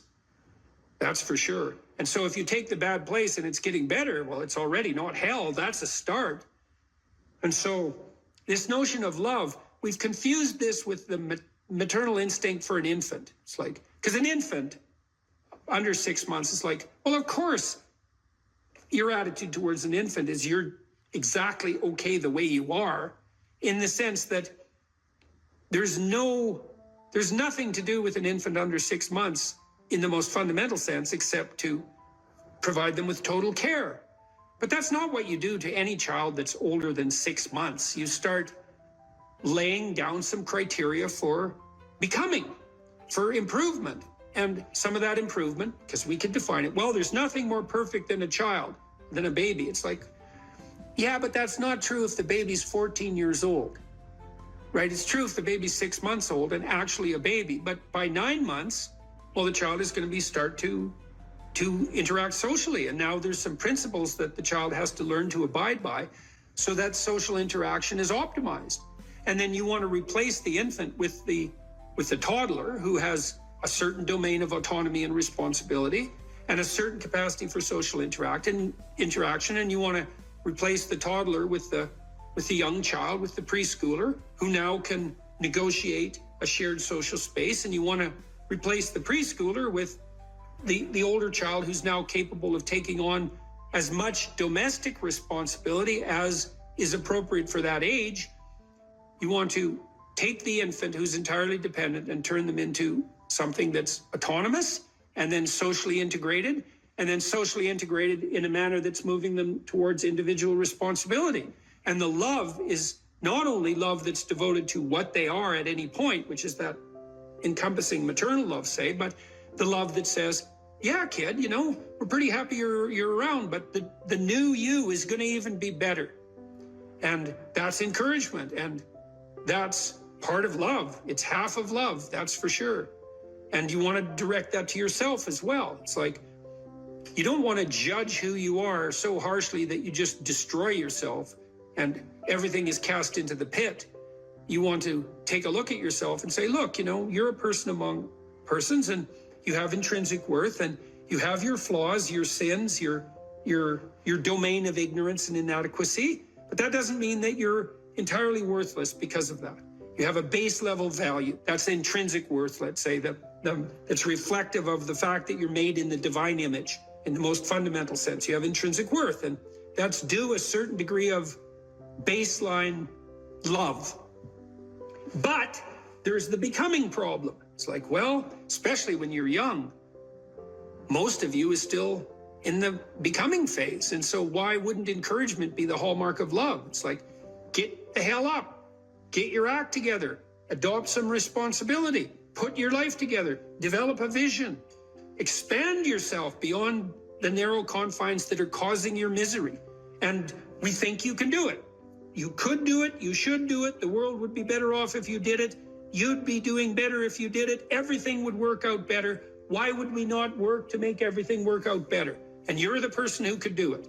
And you tell young people that, and they think, well, no one ever told me that before in that way. And they think, well, maybe I should get my act together. And then they go out and try to get their act together in some micro ways, and they think, well, turned out that worked, and I'm less miserable. I could try doing it a little bit on a broader scale. And they try that, and they think, wow, people seem a lot happier with me. I have more friends, and I'm more popular, and I'm a little more physically attractive because I'm standing up a little bit straighter. And then away they go. And why would you, unless you believe that human being is corrupt and pathological in its essence, which many people now seem to believe, or at least some dread spirit seems to insist, and people agree with it. If you don't buy that, then you think, well, yeah, you unfold, man. Unfold all those manifold possibilities that lurk within, and be a force for good in the world, and that'll be the adventure of your life. And I guess we could also add to that a bit of a disquisition on truth. So you should be oriented by love, and you could say, well, that's the desire to care for being and becoming, however it's manifest, to want that to turn out in the best possible manner. That could be your goal. I want things to turn out in the best possible manner. And you have to decide if that's true, because people are tempted to create little hells around them all the time. So don't be thinking that necessarily you want that, because it's not that easy to orient yourself so that that's all you want, because you're bitter and resentful and angry. And so all of that's going to interfere with that vision of love. And then you might say, well, now that you have that vision, what do you have as weapons to clear your path, let's say, or to set things in order as you move forward? And one of the answers to that is, we have truth. Well, why? Well, because you want to contend with the world the way it is, obviously. So truth is going to be useful in that endeavor.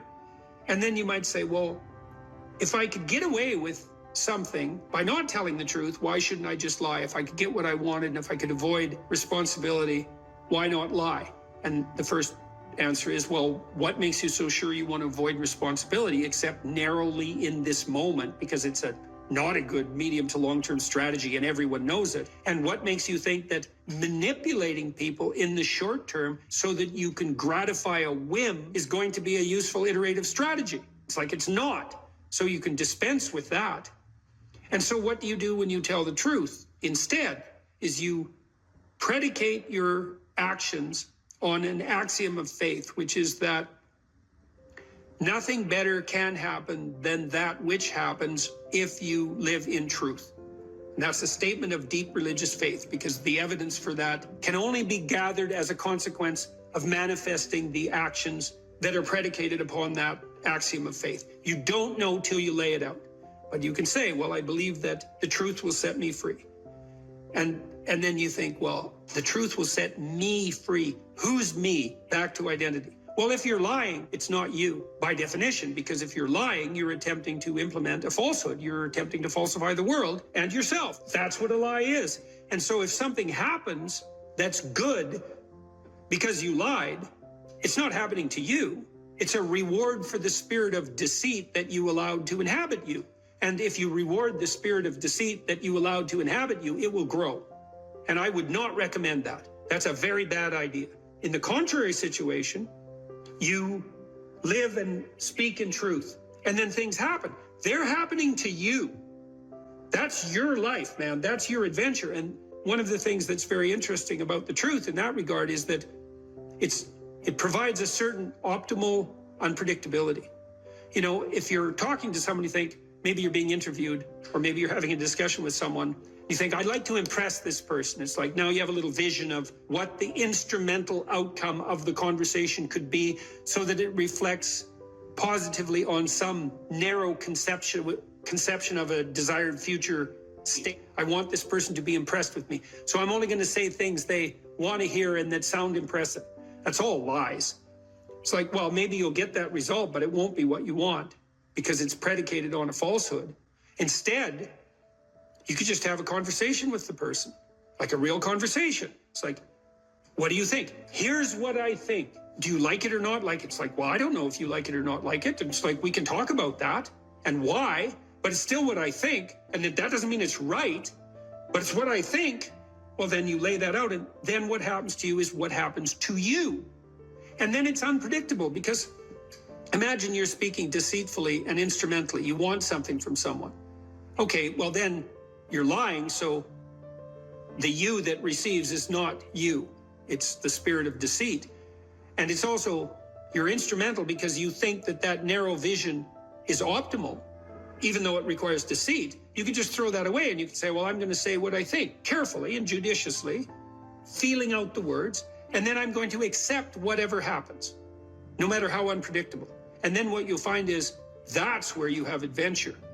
Because you might ask too, well, what do you have to offset against the catastrophe of life? Responsibility, friendship, place, job, career, education, all of that.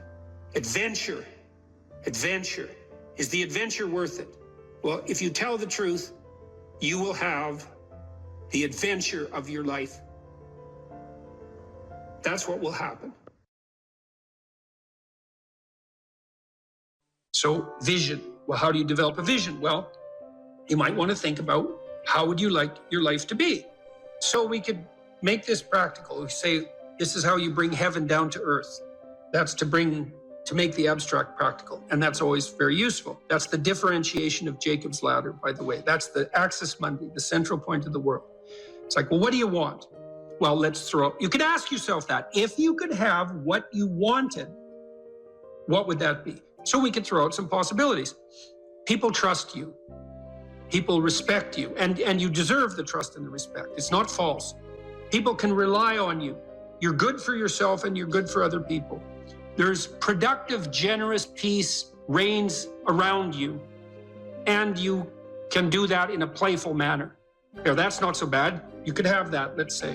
And if you can think of something better, well, pursue that. But that's a good start. So that's very abstract. And so now you have to think, well, how might you conduct yourself in order for that to occur? Now, one way of approaching that is to differentiate it. You might say, well, what's the purpose of my life? It's a pretty abstract question. You're going to get a pretty general answer. Now, I could say, well, it's to be willing to adopt this spirit of challenge in relationship to life's vicissitudes. But it's still pretty abstract. So, well, yeah, but how do I go about doing that? Well, you have to differentiate it. That's the bringing of the divine message down into the realm of practical applicability. How do you make that principle real in your own life? Well, here's one way of doing it. Where do people find the significance in their life? So you could envision participating in this process. Well, what do people generally need and want? Well, here we can make a list. So this is, imagine we're taking that general principle. That's the golden cap of the pyramid. That's even the eye above the pyramid. That's another way of thinking about it. It's this superordinate principle, uniting monotheistic principle in some real sense. Now we have to differentiate it.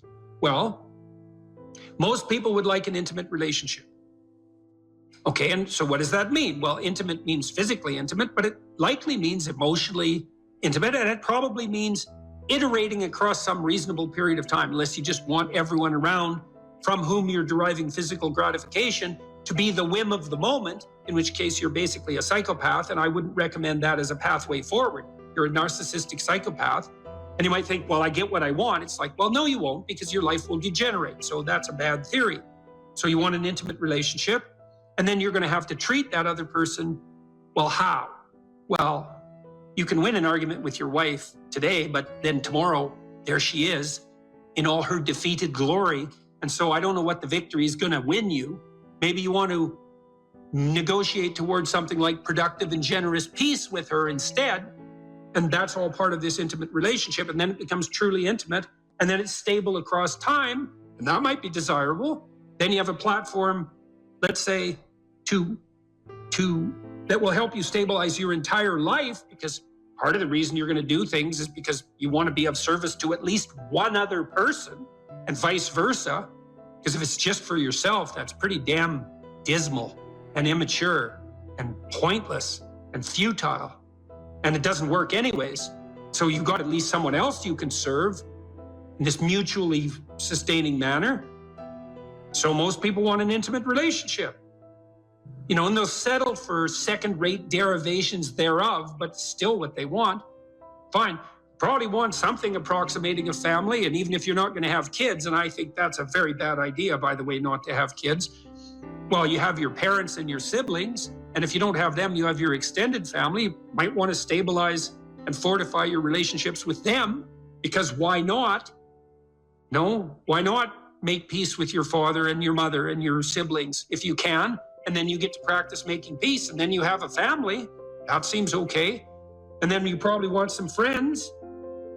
So you could have a vision for your friendships. And what sort of people do you want around you? Well, I can tell you at a minimum, you want people you can tell bad news to, who are on your side during the times of bad news, who don't engage in competitive martyrdom with you. And you want people you can tell good news to, because they'll celebrate what you have to celebrate, and then you can do that mutually. And you want people to exchange your thoughts with, and you want people to play with. And you probably want that to iterate across time, because then you get to know each other and you can foster each other's development in a more profound manner then. And so you're going to be pretty miserable and not very sane without friends. So probably some friends aren't a bad idea. How about a job or a career? Well, why? Because the fundamental state of human being is one of deprivation, and you have to work to address that. So you have to work. And it could be a job, which is something you have to do because you're paid, but hopefully there's some vocational element to that you can find some deep intrinsic meaning in your work. And you can certainly do that if you're working with your hands. You can find a sustaining meaning in the responsibility you take in relationship to your job and your career. And then I would say also, if you're good at it, so you're skilled at what you do, plus you're a good team player, I don't care where you're working, it could become a real center of the world for you. When I was a kid, 14, 15, 16, I worked in restaurants for years, and I really liked that. And that's a very complicated thing to do, to work in a restaurant. I was just a dishwasher and then a cook, because I moved up the ladder, let's say, and I learned to cook and I learned to clean and I learned to be hospitable and I learned to work in a complex, dynamic environment, because a restaurant is exactly that.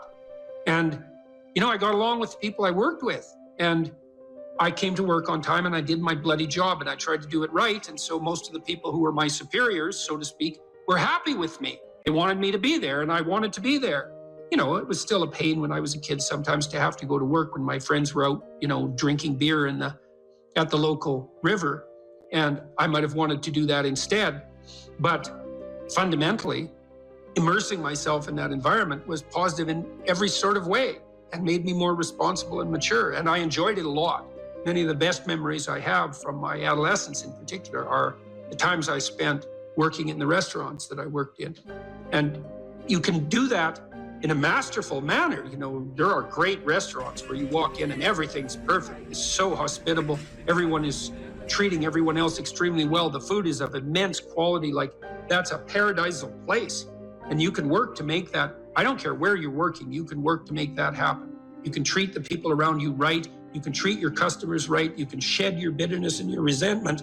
You can take on the lowly status of your beginner job as if it's also a field of unlimited opportunity, which it is if you can get your head around it.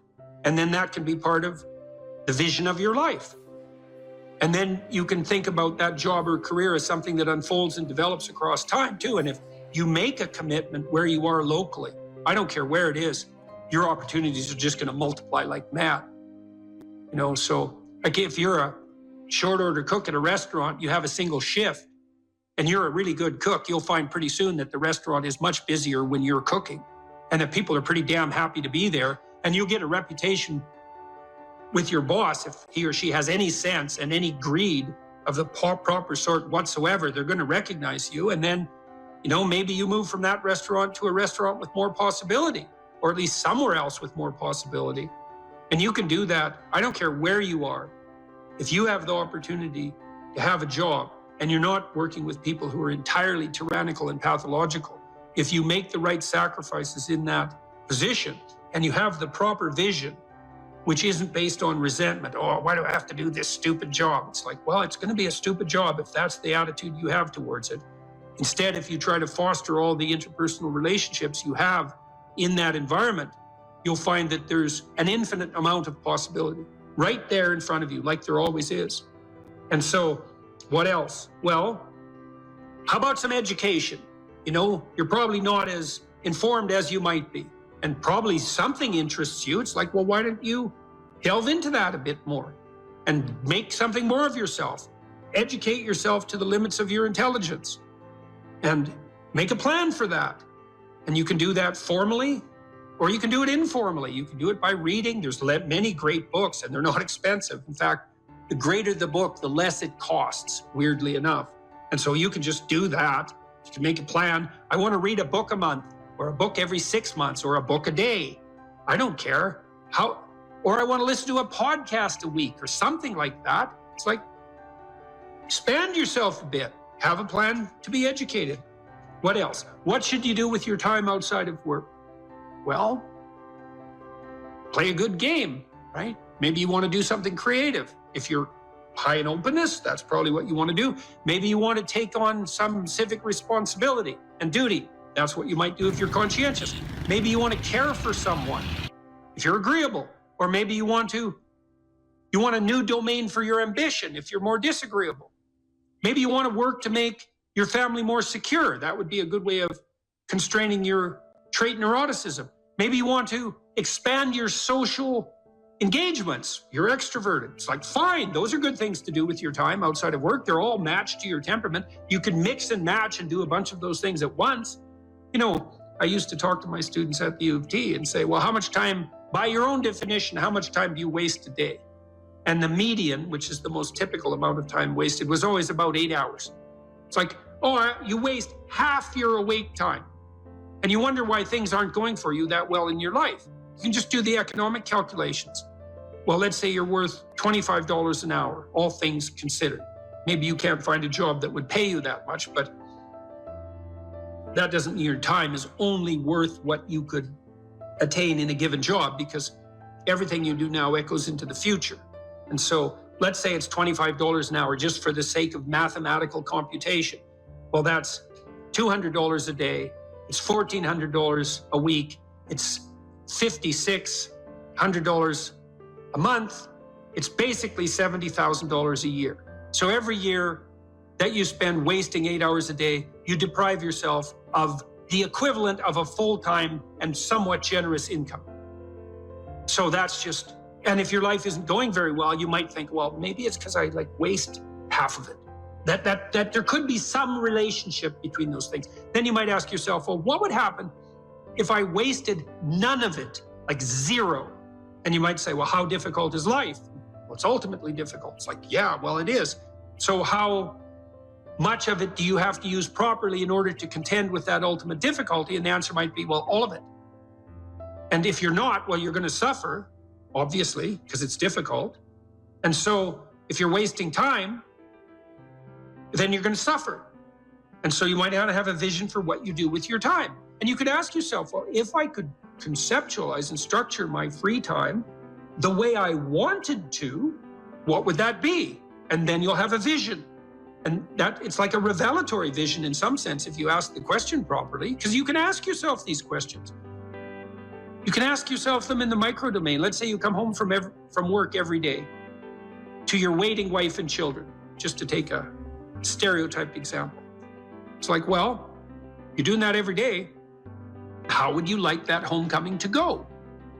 If you could have it the way you wanted it to be, it's like, what would you like your wife, how would you like your wife to welcome you when you returned home? And then you could sit down and talk to her. It's like, I come home every day. That's every day. That's like 15 minutes of every day. That's an hour a week. It's 50 hours a year. It's 1 work week. It's 2% of my life. It's like, how do I want to be welcomed when I come home? And your wife might say, well, how do I want you to welcome me when you come home? You might think, yeah, well, maybe we could get both of those right together. And then we could be welcomed in a way that was really good for both of us. What would that look like? Well, you know, I'm tired when I get home. And she might say, well, I'm tired too, because I've been taking care of the kids all day. And he might say, well, I don't want to hear about every problem that happened at home the second I get in. And she might say, well, I don't want to hear about all your problems at work right away either. It's like, okay, but we do need to talk through the problems. It's like, yeah, that would be helpful. So, you know, when I come home, why don't I say, honey, I'm home, and why don't you come and give me a hug? And why don't we notice for a moment that we're happy to be together, which is why we got married to begin with, and we could appreciate the fact that we're together, and then maybe we could have something to eat, and we can figure out how to arrange that, and then maybe we could sit for 15 minutes and talk about what happened during the day. And that could be our routine. It's like, well, what do you think of that? Well, here's how I'd modify it. It's like, okay, let's modify it that way. Well, then we'll implement it and see how it works. And then it's like 2% of your life fixed. You do that 50 times, which isn't that many times. It's 100% of your life is fixed. And then when it's fixed, you can even make it better. And doing that 50 times is just not that much. And lots of things iterate, right? You do the same thing every day. You get those things you do every day right, man, you're on the way to having your life together. That's the ritualization of time and space in some real sense.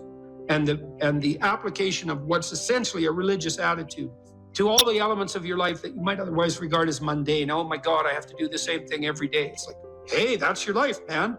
The things you do every day. Get those things right.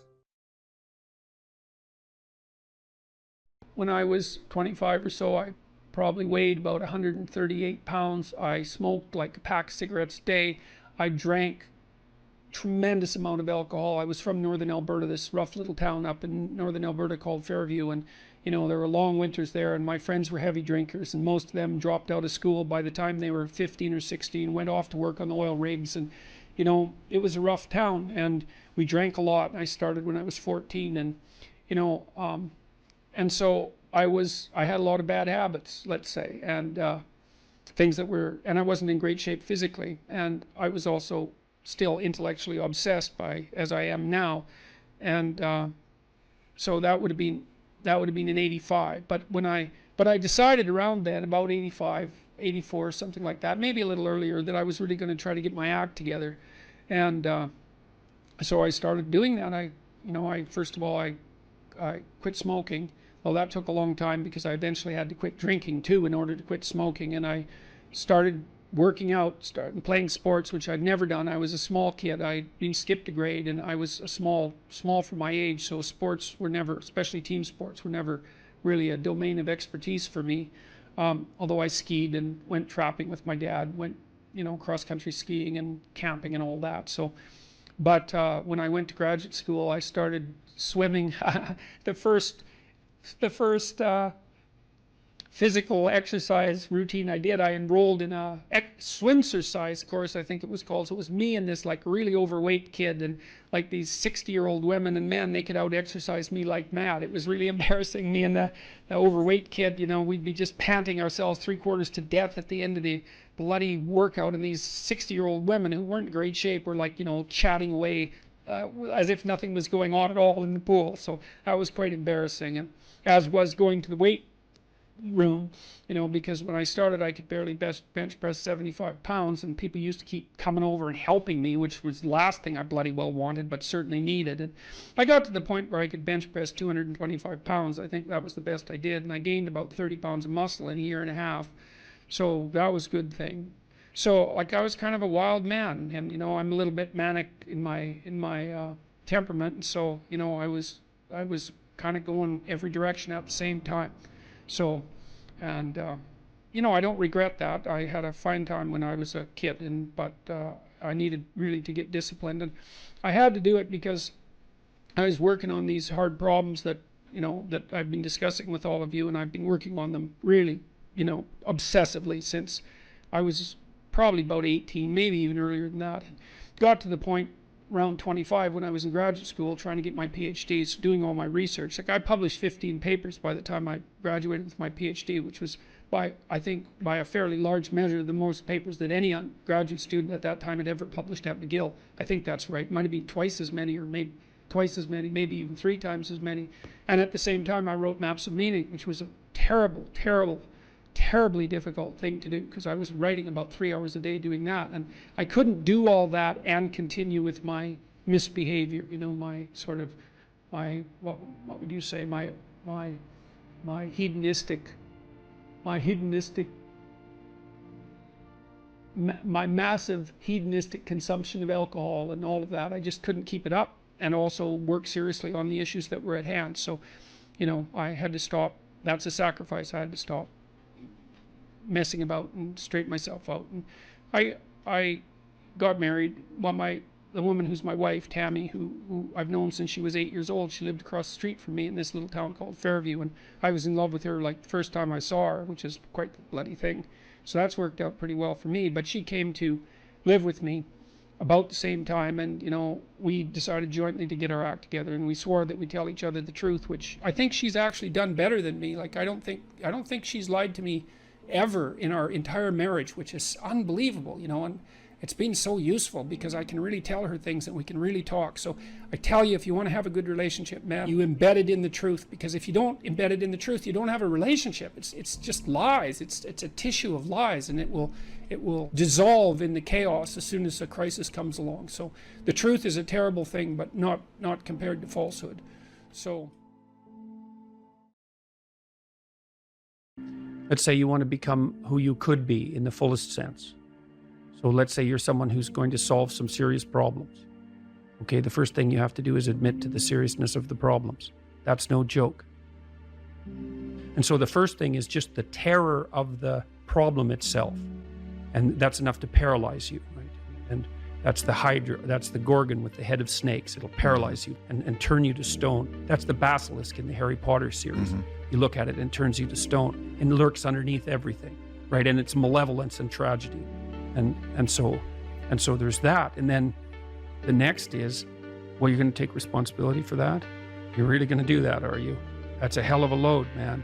And so it's daunting to even consider that. And then there's the discipline and responsibility that necessitates, which is also daunting. It's like, oh my God, the problem's that serious? I'm really going to have to get my act together in order to not contribute to it, much less solve it. And so the problem is terrible, and then the solution is daunting. But the upside of that is like, well, there isn't anything better to have than a problem that's worth solving, like that's really worth solving, right? And so the more of that you take on, the more you have a reason to get out of bed in the morning, no matter what. Like, I'm getting up, I'm trudging forward. Doesn't matter what I'm suffering from. I've got things that need to be done. They're necessary. And that gives you that sense of purpose that is the antidote to bitterness. Okay, well, let's say you want your life to be meaningful. It's like, okay, then what you do matters. It actually matters. Or how starting to clean up the room changed their life. That's quite fun because it's something I always tell people to do instead of going out and protesting. Jesus, I just can't stand that. Cleaning up the room? Yeah. Meaning? Well, my sense is that if you want to change the world, you start from yourself and work outward, because you build your competence that way. It's like, I don't know how you can go out and protest the structure of the entire economic system if you can't keep your room organized. Well, I made a video call, which was called Message to Millennials, where it was called How to Change the World Properly. A bit of on the pretentious side, I suppose, but I was trying to produce something that was a counterposition to this idea that what you should do is go out and fix up other people. You know, that's just not right. And there's a New Testament line about that, something about, you know, not worrying too much about the log in your neighbor's eye, or about the speck in your neighbor's eye when you have a log in your eye. What would the world be like if people stopped avoiding the things they knew they should do? You know, because the question is, how much are we contributing to the fact that life is an existential catastrophe and a tragedy? How much is our own corruption contributing to that? That's a really worthwhile question. The things you leave undone because you're angry, you're resentful, you're lazy, you have inertia. Well, you consult your conscience and it says, well, you know, that place over there could use a little work. It's the same as working on yourself, and so you clean that up because you can. And then things are a little clearer around you. And you're a little better off because you've practiced a bit, and so you're a little stronger, and then something else manifests itself and says, well, maybe you could like take a crack at fixing me up too. So you decide to do that, and then that gets a little bit more pristine, you know, and soon, and it's humble because you're not exceeding your domain of competence. You know, it's like, don't be fixing up the economy, 18-year-olds. You don't know anything about the economy. It's a massive, complex machine beyond anyone's understanding, and you mess with it at your peril. So, and can you even clean up your own room? No. Well, you should think about that. You should think about that. What could you do to improve yourself? Well, let's step one step backwards. The first question might be, why should you even bother improving yourself? And I think the answer to that is something like, so you don't suffer any more stupidly than you have to. And maybe so others don't have to either. It's something like that. You know, like there's a real injunction at the bottom of it. It's not some casual self-help doctrine. It's that if you don't organize yourself properly, you'll pay for it, and in a big way, and so will the people around you. Now, and you could say, well, I don't care about that, but that's actually not true. You actually do care about that, because if you're in pain, you will care about it. And so you do care about it, even if it's just that negative way, you know. It's very rare that you can find someone who's in excruciating pain who would ever say, well, it would be no better if I was out of this. It's sort of pain is one of those things that brings the idea that it would be better if it didn't exist along with it. It's incontrovertible. So you get your act together so that there isn't any more stupid pain around you than necessary. Well, so then the question might be, well, how would you go about getting your act together? And the answer to that, and this is a phenomenological idea too, it's something like, look around for something that bothers you and see if you can fix it. So now you think, well, let's say you go into you can do this in a room. It's quite fun to do it just when you're sitting in a room, like a room, maybe your bedroom. You can sit there and just sort of meditate on it and think, okay, if I wanted to spend 10 minutes making this room better, what would I have to do? And you have to ask yourself that, right? It's not a command, it's like a genuine question. And things will pop out in the room that you know, like there's a stack of papers over there that's kind of bugging you, and you know that maybe little order there would be a good thing, and you know you haven't, there's some rubbish behind your computer monitor that you haven't attended to for like 6 months, and the room would be slightly better if it was a little less dusty and the cables weren't all tangled up the same way. And like if you allow yourself just to consider the expanse in which you exist at that moment, there'll be all sorts of things that'll pop out in it that you could just fix. And you know, I might say, well, if you were coming to see me for psychotherapy, the easiest thing for us to do first would just be to get you to organize your room. You think, well, is that psychotherapy? And the answer is, well, it depends on how you conceive the limits of your being. And I would say, start where you can start. You know, if something announces itself to you, which is a strange way of thinking about it, as in need of repair, that you could repair, then, hey, fix it. You fix 100 things like that, your life will be a lot different. Now, I often tell people too, fix the things you repeat every day, because people tend to think of those as trivial, right? You get up, you brush your teeth, you have your breakfast, you know, you have your routines that you go through every day. Well, those probably constitute 50% of your life. And people think, well, they're mundane, I don't need to pay attention to them. It's like, no, that's exactly wrong. The things you do every day, those are the most important things you do. Hands down. All you have to do is do the arithmetic. You figure it out right away. So 100 adjustments to your broader domain of being, and there's a lot less rubbish, and there's a lot less rubbish around, and a lot fewer traps for you to step into. And so that's in keeping with Jung's idea about erasing once you've got your mind and your emotions together, and once you're acting that out, then you can extend what you're willing to consider yourself and start fixing up the things that are part of your broader extent. Now, sometimes you don't know how to do that. So you might say, imagine you're walking down Bloor Street and there's this guy who's like alcoholic and schizophrenic and has been on the streets for 10 years. He sort of stumbles towards you and, you know, incoherently mutters something. That's a problem. And it would be good if you could fix it, but you haven't got a clue about how to fix that. You just walk around that and go find something that you could fix, because if you muck about in that, not only is it unlikely that you'll help that person, it's very likely that you'll get hurt yourself. So, you know, just because while you're experiencing things announce themselves as in need of repair doesn't mean that it's you right then and there that should repair them. You have to have some humility. You know, you don't walk up to a helicopter that isn't working and just start tinkering away with it.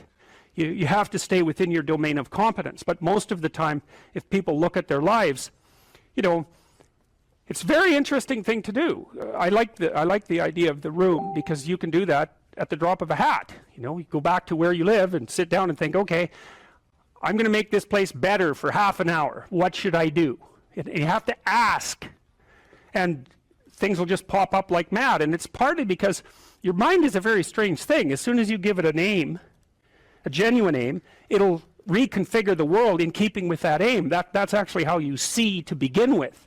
And so if you set it a task, especially, you have to be genuine about it, which is why you have to bring your thoughts and emotions together, and then you have to get them in your body so you're acting consistently. You have to be genuine about the aim, but once you aim, the world will reconfigure itself around that aim, which is very strange. And it's technically true.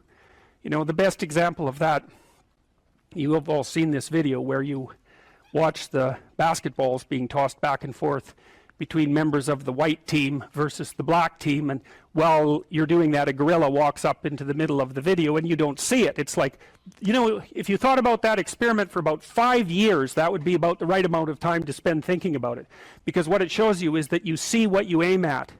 And that, man, if you can get one thing through your head as a consequence of even being in university, that would be a good one. You see what you aim at. And so, because one inference you might draw from that is, be careful what you aim at, right? What you aim at determines the way the world manifests itself to you. And so if the world is manifesting itself in a very negative way, one thing to ask is, are you aiming at the right thing? Now, you know, I'm not trying to reduce everybody's problems to an improper aim. People get cut off at the knees for all sorts of reasons. You know, they get sick, they have accidents. There's a random element to being, that's for sure. And so you don't want to take anything, even that particular phrase, too far. You want to bind it with the fact that random things do happen to people, but it's still a great thing to ask. It's like, you don't need to have all these things, but you better have most of them. Family, friends, career, educational goals, plans for, you know, time outside of work, attention to your mental and physical health, etc. You know, that's what life is about. And if you don't have any of those things, well, then all you've got left is misery and suffering. So that's a bad deal for you. So once you set up that goal structure, let's say, and that's really in many ways that's what you should be doing at university. That's exactly what you should be doing, is trying to figure out who it is that you're trying to be, right? And you aim at that, and then you use everything you learn as a means of building that person that you want to be. And I really mean want to be. I don't mean should be, even those things are going to overlap. And it's important to distinguish between those, because that's partly, and this is back down to the micro routine analysis. So as I was saying, well, you're going to try to make yourself more industrious. Okay, number one, specify your damn goals, because how are you going to hit something if you don't know what it is? That isn't going to happen.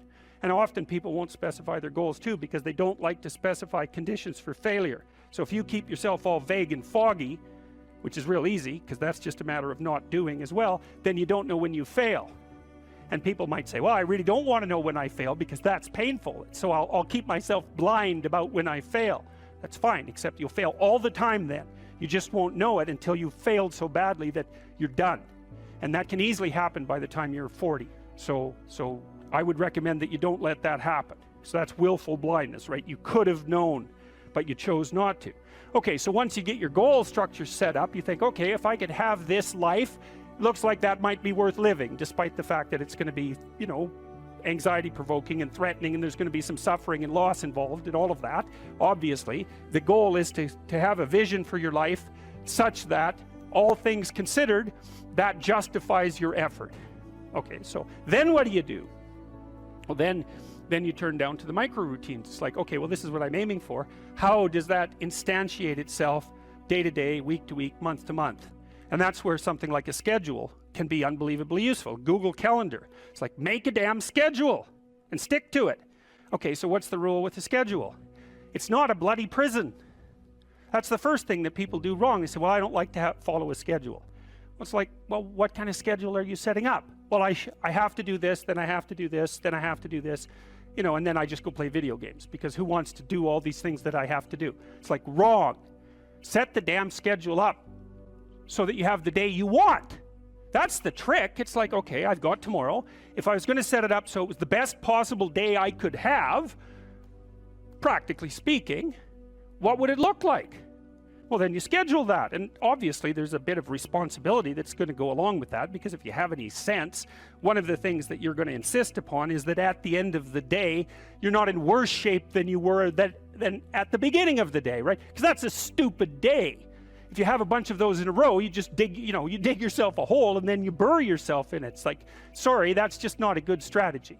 It's a bad strategy. So maybe 20% of your day has to be responsibility and obligation, or maybe it's more than that, depending on how far behind you are. But even that, you can ask yourself, okay, well, I've got these responsibilities. I have to schedule the damn things in. What's the right ratio of responsibility to reward? And you can ask yourself that, just like you'd negotiate with someone who is working for you. It's like, okay, you got to work tomorrow. Okay, so I want you to work tomorrow. And you might say, okay, well, what are you going to do for me that makes it likely that I'll work for you? Well, you could ask yourself that, you know. So maybe you do an hour of responsibility and then you play a video game for 15 minutes. I don't know, whatever turns your crank, man. But, you know, you have to negotiate with yourself and not tyrannize yourself. Like you're negotiating with someone that you care for, that you would like to be productive and have a good life. And that's how you make the schedule. It's like, and then you look at the day and you think, well, if I had that day, that'd be good. Great. You know, and you're useless and horrible, so you'll probably only hit it with about 70% accuracy, but that beats the hell out of 0, right? And if you hit it even with 50% accuracy, another rule is, well, aim for 51% the next week, or 50.5% for God's sake, or because you're going to hit that position where things start to loop back positively and spiral you upward. And so that's one way that you can work on your conscientiousness, is plan a life you'd like to have. And you do that partly by referring to social norms. That's more or less rescuing your father from the belly of the whale. But the other way you do that is by having a little conversation with yourself about, as if you don't really know who you are, because you know what you're like. You won't do what you're told. You won't do what you tell yourself to do. You must have noticed that. It's like you're a bad employee and a worse boss, and both of those work, you know, for you. You don't know what you want to do, and then when you tell yourself what to do, you don't do it anyways. You should fire yourself and find someone else to be. But you know, my point is that you have to understand that you're not your own servant, so to speak. You're someone that you have to negotiate with, and you're someone that you want to present the opportunity of having a good life to. And that's hard for people because they don't like themselves very much. So, you know, they're always like cracking the whip and then procrastinating, and cracking the whip and then procrastinating. And it's like, God, it's so boring and such a pathetic way of spending your time. And you know what that's like, because you probably waste like 6 hours a day. And I think we did an economic calculation about that a while back, right? Your time's probably worth $50 an hour, something like that. I mean, you're not getting paid that now, but you're young, and so this is investment time, and what you do now is going to multiply its effects in the future. So let's say it's $50 an hour, which is perfectly reasonable. So if you waste 6 hours a day, and you are, then you're wasting about $2,000 a week, or about $100,000 a year. So like, go ahead, but that's what it's costing you every hour. And you need to know what your damn time is worth. So let's say it's not $50, it's 30, whatever. Maybe it's 100, it's somewhere in that range. One of the things you should be asking yourself is, when you spend an hour, was that, well, would have I paid someone $50 to have had that hour? And if the answer is no, it's like, well, maybe you should do something else with your time. And it depends on whether or not you think that your time's worthwhile. But the funny thing about not assuming that is, if you assume your time isn't worthwhile, what happens is you don't just sit around sort of randomly in a state of responsibilityless bliss. What you do is you suffer existentially. And so that seems like a stupid solution. I called the course Personality and Its Transformations, and I think you could think about that as a restatement of the idea of being and becoming. And that's what you are. You're, for whatever that means, you're an entity that both is and is transforming. And there's a rule that goes along with that, by the way, which is, don't sacrifice who you could be for who you are. Which means if you have to choose to transform in a positive direction or maintain your current position, then it's better to transform in a positive direction. So you might even think of that as the core of your being. That's a Piagetian idea. It's a Jungian idea as well. Who are you? You're the thing that transforms who you are. Now, you're also who you are, but on top of that, you're the thing that transforms who you are. And I do think that that's not an arbitrary statement. You know, one of the things that modern universities do dreadfully now is convince their students that value structures are relative, and that's a big mistake. There's a lot of things wrong with that idea, and one of the things that's wrong with that idea is that doesn't include what I just mentioned, which is that's a good moral rule, is you are the thing that is and you're the thing that becomes, and you should put the thing that becomes at a higher place than the thing that is. That means you also have to allow yourself to shake off those things about you that you might be pathologically attached to, habits and people for that matter, ways of thinking, all of those things. You have to allow yourself to shake those off, and that's more like a burning. That's why the phoenix is the symbol that it is, right? It's old and it deteriorates, it bursts into flame, and then it's reborn. It's like, well, do you want to be reborn? It's like, well, that's not the question. The question is, do you want to burst into flame? And the answer to that generally is no, but that's the wrong answer. The right answer is you let all that nonsense burn away. And you know, and you might say, well, I don't know what I should leave behind. And the answer to that is that's a lie. You know some of the things that you should leave behind. All you have to do is ask yourself. You'll come up with a list instantly of 100 stupid things that you're doing that you know you could stop doing. Some of them maybe you don't know you could stop doing. It's like, well, fine, leave those alone for now. But there's a bunch of things you perfectly know well that you could stop doing that would improve your life. And so do that, see what happens. That's a good idea. All right. So it's personality and its transformations, because partly I wanted to talk to you about what you are as a human being and also as an individual, but also what you could become. And that's actually a crucial question in the domains of clinical psychology in particular, because a lot of what you're doing with people as a clinician is trying to figure out who they could become. That's right. You have a problem, your life isn't what it could be. It's like, fine, let's see what it could be like if we changed it. We'll figure out how to change it. That's got to be a negotiated dialogue, right? Because like, I don't know what the hell you should do with your life. I can help you figure it out, maybe. We can talk about it, but you are the person who has to decide if the things that you're aiming for, you know, get you out of bed in the morning, because that's at least one of the crucial issues. So you got to specify the goal. And then you got to specify the transformation processes and start practicing them. And you have to understand that you're going to be bad at it, but it doesn't matter, because bad's fine. Persistent is what you need to be. If you persist, with tiny improvements, if you persist, you win. So, okay, so in a broader context, you can think about this as a more fundamental ontological question. So one question is how you should act in the world. The other question is, well, what is the world? And that's a complicated problem. This is a scientific answer to that question, and that is that the world is a collection of objective phenomena. And that's a very powerful perspective. And we have a good method for determining what the world is like as a collection of objective phenomena. And that's made us very technologically powerful. And so more power to us and all that, but leaves a question unanswered. And the question is, well, the world isn't just a place of objective phenomena, because it's not a panoply of inert matter. It has living conscious creatures in it, and they're a different order of being. And the fundamental issue for conscious active creatures is not what is the world from an objective perspective, but how it is that you should conduct yourself in the world. And there's a kind of unbridgeable gap between those two domains of inquiry. And I think the reason for that is that the scientific method removes value from its descriptions. That's actually what it does. And so once you're left with value-free descriptions, it's very difficult to extract out a value proposition from them, because that's the scientific method removes the value propositions. You're supposed to be left with only that which is objective, right? And the value propositions are in the domain of the subjective. So I think the idea that you can derive what you should be or do from a collection of facts is flawed, A, because collecting the facts themselves gets rid of the value structure, but B, there's an infinite number of facts, and so how are you going to pick which ones should guide you? You can't.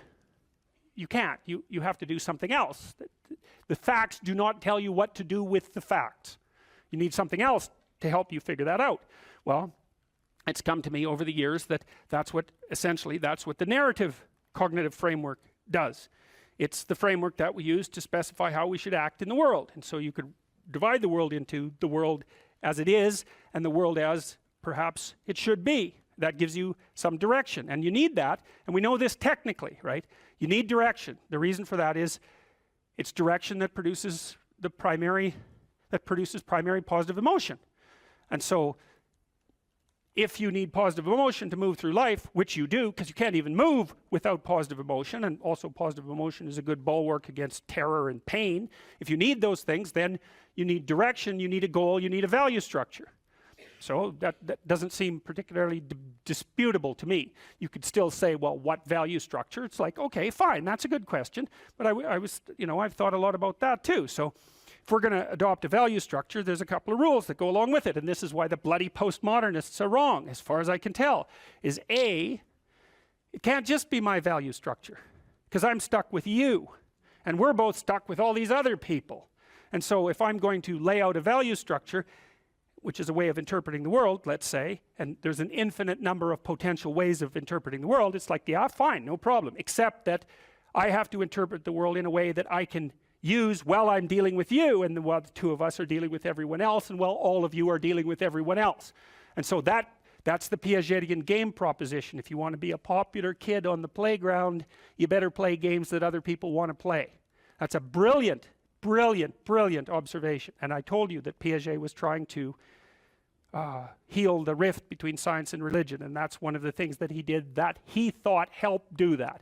So the question is, well, where do moral judgments come from? Well, they emerge as a consequence of consensus, and it's a bounded domain. If we're going to occupy the same space for any length of time, and those are two critical propositions, the same space and a long time, then we have to figure out how to play an iterative game that doesn't spiral downward, hopefully that might even improve, that we both don't object to, because otherwise it's not going to work, right? You'll walk away and play another game, or the game will disintegrate catastrophically. So there's massive social constraint on what constitutes an appropriate frame of reference. So much for the relativist argument. And then there's another issue that's equally relevant, and it's associated with the idea of objective reality to some degree. But that's not exactly correct, because it's not exactly objective reality. Let's say that you and I decide to occupy the same place for some substantial amount of time, and we figured out how to solve the problem of being together. But you and I still have to figure out how to solve the problem of being together in a manner that doesn't make the world object too much. And it isn't just other people, although that's a huge part of the world. You want them to not object. You may even want them to support you. That would even be better. But you also have to deal with the tendency of matter to object. Because so your mode of being in the world, your interpretive framework, as a description of how you should act, is actually the laying out of a strategy that will produce the ends that it predicts, which are the things that you want. So this is the pragmatist perspective. This was worked out by William James and his people back in the late 1800s in New England, the only genuine brand of American philosophy. And what the pragmatist said is, how do you decide if something's true? The answer is, how the hell can you? You don't know anything. Well, that's true, but that isn't helpful, because there you're stuck with the problem of how to be in the world. Well, so what you do is you lay out a mode of interpretation that has an endpoint. And then you run the mode of interpretation, embodied, right, because you act it out. And if it doesn't produce the outcome, then it's not, well, let's say, true. The claims within it they're not true by the definition of the game itself. So you might say, well, you're a kid on a playground. You want to play a game. One of the implicit demands is that the game is fun. If it's not fun, it's not worth playing. So you play it for a while, and then you see, well, was that fun? If the answer is yes, then you keep playing the game. You say, well, that game it's good enough, it's accurate enough, it's true enough. And so you lay out interpretations in the world, and they're subject to massive constraints. Other people have to go along with them and cooperate with you, because if they don't, then look the hell out, like it's a major, serious, non-trivial constraint. And then the other thing is, well, social proof isn't good enough. It also has to work in the world outside of the social world. So if you have an illness and you have some hypothesis about how to construe it, you might say, well, is my understanding of the illness correct? Well, it implies that I take these actions. Well, how do you know if it's correct? Well, you take the actions, and if the illness gets worse, then by the definitions that are implicit in the framework of reference that you're using, you've made an error. And so there's no relativism in that. You could still say, well, there's a lot of potential solutions to any potential set of problems. It's like, yeah, there's lots of different ways to play chess on a single board. Right, but that doesn't mean that any old solution is as good as any other solution. It doesn't mean that at all. So, okay, so then we're looking at things two ways. We're trying to figure out, well, how does the world present itself, and then how is it that you should act in it? And so, well, there's other constraints on the mechanisms of interpretation that you place in the world. So we could say, well, you're constrained in your interpretations by the constraints that other people place on you. But there's internal constraints as well. We talked about those mostly from a biological perspective, because you could also regard yourself in some sense as a loose internal society. And that's sort of a psychoanalytic dictum, right? You're a collection of sub-personalities, or you could say you're a collection of sub-routines. I don't care how you formulate it, but you're a unity, but you're a unity that brings together a plurality of subcomponents. And part of the constraints on how it is that you lay out your interpretation of the world is that you have to satisfy those internal subsystems, right? So you're the ego, but it's more like you're the captain of a ship full of people who are rowing. You got to keep the people rowing. You're not tyrant. You're not omnipotent tyrant of your own destiny. You're constrained by the nature of your own being. And so you have to provide yourself with food, and you have to provide yourself with shelter, and you have to provide yourself with water, and all of these things. And those are demands that are laid on you by the nature of your internal processes. And of course, how they lay themselves out as demands and what the appropriate solutions to that is, to those problems are, is debatable infinitely. But you can see the constraints stack up. You have to satisfy your internal constraints. So they have to be brought into a unity. That seems to happen, at least in part, between the ages of 2 and something like between the ages of birth and 4 years old, maybe even 2 years old. You bring yourself together into something that's sort of functioning as a unity. Then you have to turn that unity into a unity that can function in the social world with increasing breadth. And that unity in the social world has to be a unity that can function inside the natural world. It's something like that. So you're stacking up these games into a hierarchy of increasing complexity. And one of the questions that emerges from that is, well, what should be at the top of the hierarchy? If it's a hierarchical structure, it has to be a hierarchical structure because some things have to be worth doing more than others, or you can't act, which is another thing I really don't like about the postmodernist ethos, because it claims that value structures are there to eliminate, to exclude and oppress, and never once notices that, well, yeah, fair enough, but value structures are also there so that you know which way to walk, because you can't figure out which way to walk without saying that that direction is preferable to that direction. So you're stuck with the damn things. And they do exclude. Obviously, category structures exclude. The question is, if you're going to have a value structure, how is it that it should be constituted? Well, I already described some of the constraints. Like if your value structure is perfectly functioning except that you don't get enough to eat, that turns out actually to be a fatal problem, right? And it might be, you can run into all sorts of fatal problems. You're too lonesome. Well, it means let's say that your value structure is too narcissistic. There's lots of reasons to be lonesome, but that might be one of them. Or you're too timid or something like that. Like you're going to be informed by your own internal biological mechanisms when the value structure that you're laying out in the world is insufficient to keep itself propagating across time. And some of that's just you, and some of that's other people, and some of that's the natural world. Constraints galore. And so in the face of all those constraints, it's absolutely unreasonable to say any old solution goes. Just try it. Generate a random solution. Run it as a simulation in the world. And see how many slings and arrows come your way. There'll be plenty. And you might say, well, I don't care about slings and arrows. It's like, yeah, no. That's a claim you don't get to make.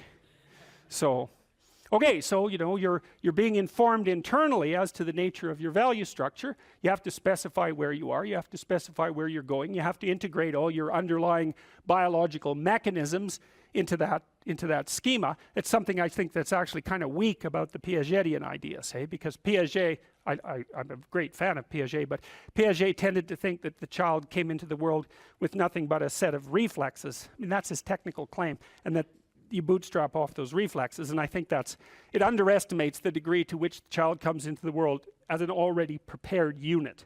And I mean, he just thought of those things as so self-evident that you don't need to talk about them, but that's actually not true. You do need to talk about them. We know, for example, that if you provide children with food and shelter, and adequate food and shelter, but you don't interact with them socially, almost all of them die in the first year, right? It's not optional.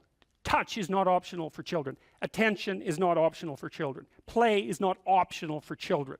So it isn't just like, well, the child comes into the world with a set of reflexes and can adapt to any old environment. It's like, no, the environment has to be structured in a certain way or the child will die. And it's very interesting when it comes to things like play and touch, because you wouldn't think of those as fundamental necessities, right? But it turns out that they are. If you deprive a child badly enough of play and touch in the first 3 years of their life, even if they survive, what comes out at the end of that is often something that's like barely recognizable as a functional human being and cannot be repaired after that point. And that experiment was done with Romanian orphans back in the 90s. So it was an ugly situation, to say the least. Okay, so now you take these underlying biological systems and maybe they aggregate themselves into something that vaguely looks like your temperament, your 5 temperamental dimensions. So maybe if you're an extrovert, you're dominated by the dopaminergic system, just like you are if you're high in openness. And if you're high in neuroticism, it's mostly that you're dominated by anxiety systems and systems that mediate emotional pain. And if you're agreeable, you're dominated by the function of the underlying maternal/care affiliation systems. But so you could say, well, you've got a multitude of fundamental biological predispositions that manifest themselves as implicit stories, something like that, and they organize themselves into the primary temperaments, and the primary temperaments are biasing factors that determine in part the nature of the interpretive structure that you're going to lay out in the world. It's not entirely determined by your temperament. We know that personality is only predicting, something like, let's say, 10% of the variance in most complex social outcomes. And the other elements are, well, temperamental as you might be, you still have to get along with other people and the world. So you come in with these internal biases, but they still have to be modified extensively by your social and your natural surround. Okay, and then you develop your routines from the bottom up, as Piaget pointed out, and sometimes from the top down, because now and then you can think yourself into a radical transformation. But mostly what you're doing is building the micro units of your interpretive schemas and your behaviors and aggregating them into higher order structures that you can then tag with higher order abstractions. And we talked about that. You can't tell a 3-year-old to clean up his room. And the reason for that is those are empty boxes as far as the kid's concerned. Clean?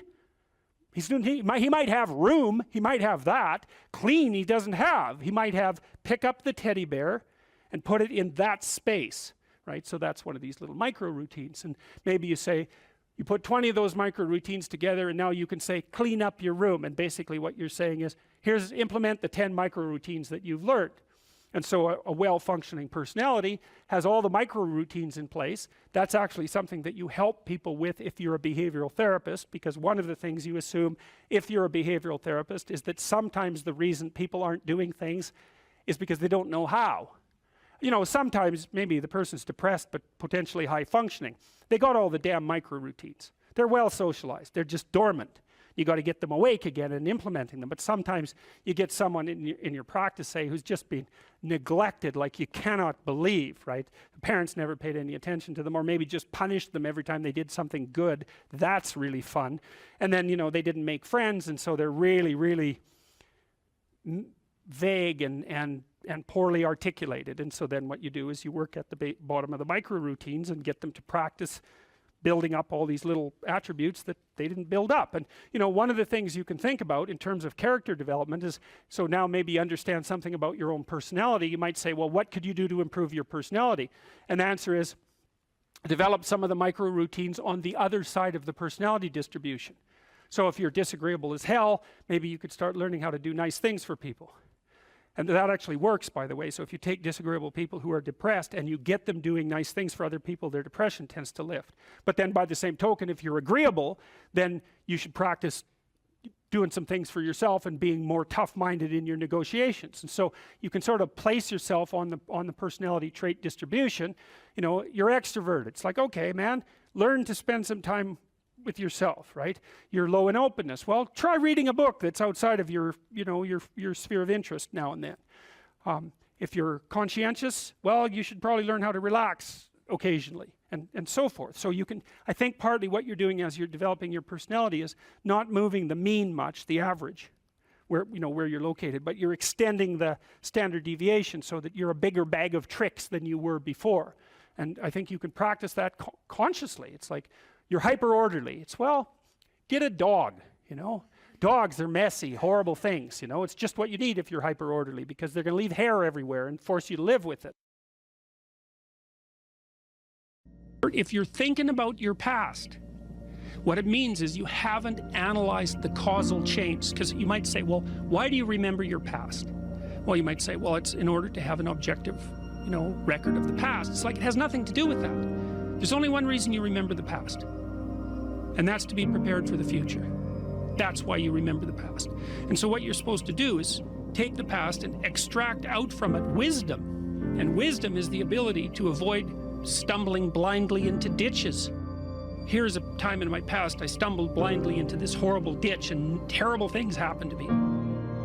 You need to take that apart. You need to figure out, how was it that events conspired with your participation, voluntarily or involuntarily, so that that terrible consequence emerged. You need to know why that happened and how you could react differently in that situation. And as soon as you do that, your brain will leave it alone. It won't obsess you about it anymore, because the anxiety-producing parts of your brain are basically trying to tell you where there are obstacles in your environment. Don't go there, there's fire. Maybe you could master the fire, right? Then you're a wielder of fire, you're not just a victim. And lots of situations are dangerous or not dangerous depending on your level of mastery, right? Life is like that. And so a negative emotion that's associated with a memory is something that's crying out for mastery, and writing can really help with that. You're reorganizing your brain when you write autobiographically.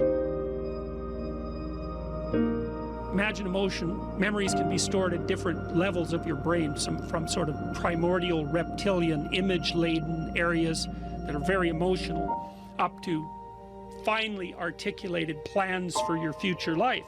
Well, you want to take everything that's negative and emotional and transform that into a fully articulated vision for your future. And that frees you of your past. You shouldn't be thinking about your past. I mean, maybe if you're 80 and, you know, you're going over a well-spent life, that's a whole different thing. But if you're 30, 35, or 20, and most of the time you're thinking about your past, it's like your soul is trapped back there. You need to free it through investigation. And the metaphysical language is appropriate, because that is, in a sense, what you're doing. You're trapped in the past. It's like you got to break free of that so you can use all your resources to move ahead into the future.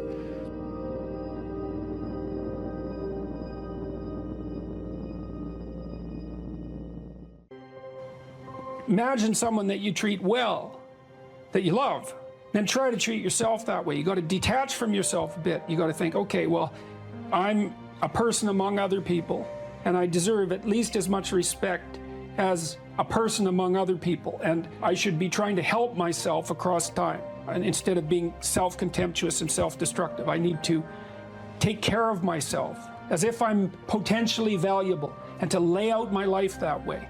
And so that's what that chapter is about. And it's hard for people, you know. They don't take care of themselves as well as they should. And I don't mean, you know, take care of yourself. I mean, that isn't what I mean. It's like, it's not a moralistic attack. It's like, it's an encouragement to give yourself a bit of the benefit of the doubt. Take care of your room, take care of your things, like have some respect for yourself. It's like there is a lot of potential within you, and there's many things that you can do, and you're necessary more than you think to the unfolding of things. Like, if you make a bunch of bad decisions, things get worse, not just for you, like things get worse. And so it matters what you do, and so part of what you do is you want to treat yourself as if what you do matters. And so you want to have some respect for yourself. Young people like to think about ways to change the world, right? And that's actually a positive part of their development. It's a stage that the developmental psychologist Jean Piaget called the messianic stage, and he associated that with late adolescence. While young people want to change the world, the problem is that that's been harnessed into attempts to change other people. But that isn't what you should do. If you want to change the world, you should change yourself. In the sense that Alexander Solzhenitsyn said when he analyzed the Soviet Union, he said, don't be thinking that the line that divides good from evil runs down a political spectrum or countries or something like that. It runs down, right down the middle of your soul. And if you want to sort out the world, then what you do is you sort yourself out. It's a serious business. They say it's more difficult to rule yourself than to rule a city, because you're complicated and there are horrible monsters inside of you that need to be tamed and to be brought into alignment and submission so that you can be a powerful and useful person. And instead of rushing out there to change the world by changing other bad people, that they should look inward and sort themselves out properly. And if you have a memory that's more than 18 months old, approximately, and when you pull that memory up to mind, if you still have an emotional reaction, that means you haven't fully articulated the memory. You haven't analyzed it causally. You haven't freed yourself from its grasp, and you're carrying it like a weight. And your brain responds to that. Like the more weight you're carrying like that, more baggage, let's say, the more of the stress hormone cortisol your brain produces. And cortisol makes you old. Divide your life up into 6 epochs. And then divide each of those, that might be, say, birth to kindergarten, and then maybe elementary school, and then maybe junior high school, however you want to do it. And then to write about the emotionally significant events in each of those epochs, and then to describe their effects on you, and then to analyze how you did in those situations, what you might have done differently, what you might do differently in the future, to straighten out your past. And you know, people are very, very, very, very tough. And it turns out that if you face things, that you can put up with a lot more than you think you can put up with, and you can do it without becoming corrupted. And she did recover quite fully, and much as a consequence of her own machinations, because she figured out what was wrong with her and then took the necessary steps to fix it, which is nothing short of a bloody miracle as far as I'm concerned. And anyways, part of the cat bit is, I actually start by talking about our dog, who actually died about a year ago, but he's still alive in the book. I let people know, because dog lovers love dogs, and if you love cats, then they think you don't like dogs, and then they don't like you. So I also point out at the beginning of the chapter that, if you want to pet a dog on the street, that's okay too, so you don't have to get up in arms about it. But the idea is that, you have to be alert when you're suffering. You have to be alert to the beauty in life, the unexpected beauty in life. And that's kind of what I was trying to get across with the idea of the cat. There's this cat that lives across the street from us called Ginger, and Ginger's a Siamese cat. And cats really aren't domesticated, technically speaking. They're still wild animals, but they kind of like people. God only knows why, but they do, And so Ginger will come wandering over, and our dog looks at her, but they're friends, and she rolls over on his back, and Seiko used to, nose her a bit, and then she'd kind of mosey over and let you pet her if she was feeling like it that day. And you have to look for that little bit of sparkling crystal in the darkness when things are bad. You have to look and see where things are still beautiful and where there's still something that's sustaining. And you narrow your time frame, and you be grateful for what you have, and that can get you through some very dark times, and maybe even successfully if you're lucky. But even if unsuccessfully, then maybe it's only tragic and not absolute hell. And you can do that, in the worst situation. You can make it only tragic and not hell. And there's a big gap between tragedy and hell. There's nothing worse at a deathbed than to see the people there fighting. The death is bad enough, but you can take that, as terrible as it is, and make it into something that's absolutely unbearable. And maybe I think, and this is sort of what I closed the book with, this idea is that if we didn't all attempt to make terrible things even worse than they are, then maybe we could tolerate the terrible things that we have to put up with in order to exist, and maybe we could make the world into a better place, you know. And it's what we should be doing and what we could be doing, because we don't have anything better to do. And that's what the book is about. And yeah, well, we're not animals in a zoo. Like, we're not camels in a zoo. We're not herbivores, you know. And just because we have enough straw doesn't mean we're going to lose our unbelievable capacity for destructive creation.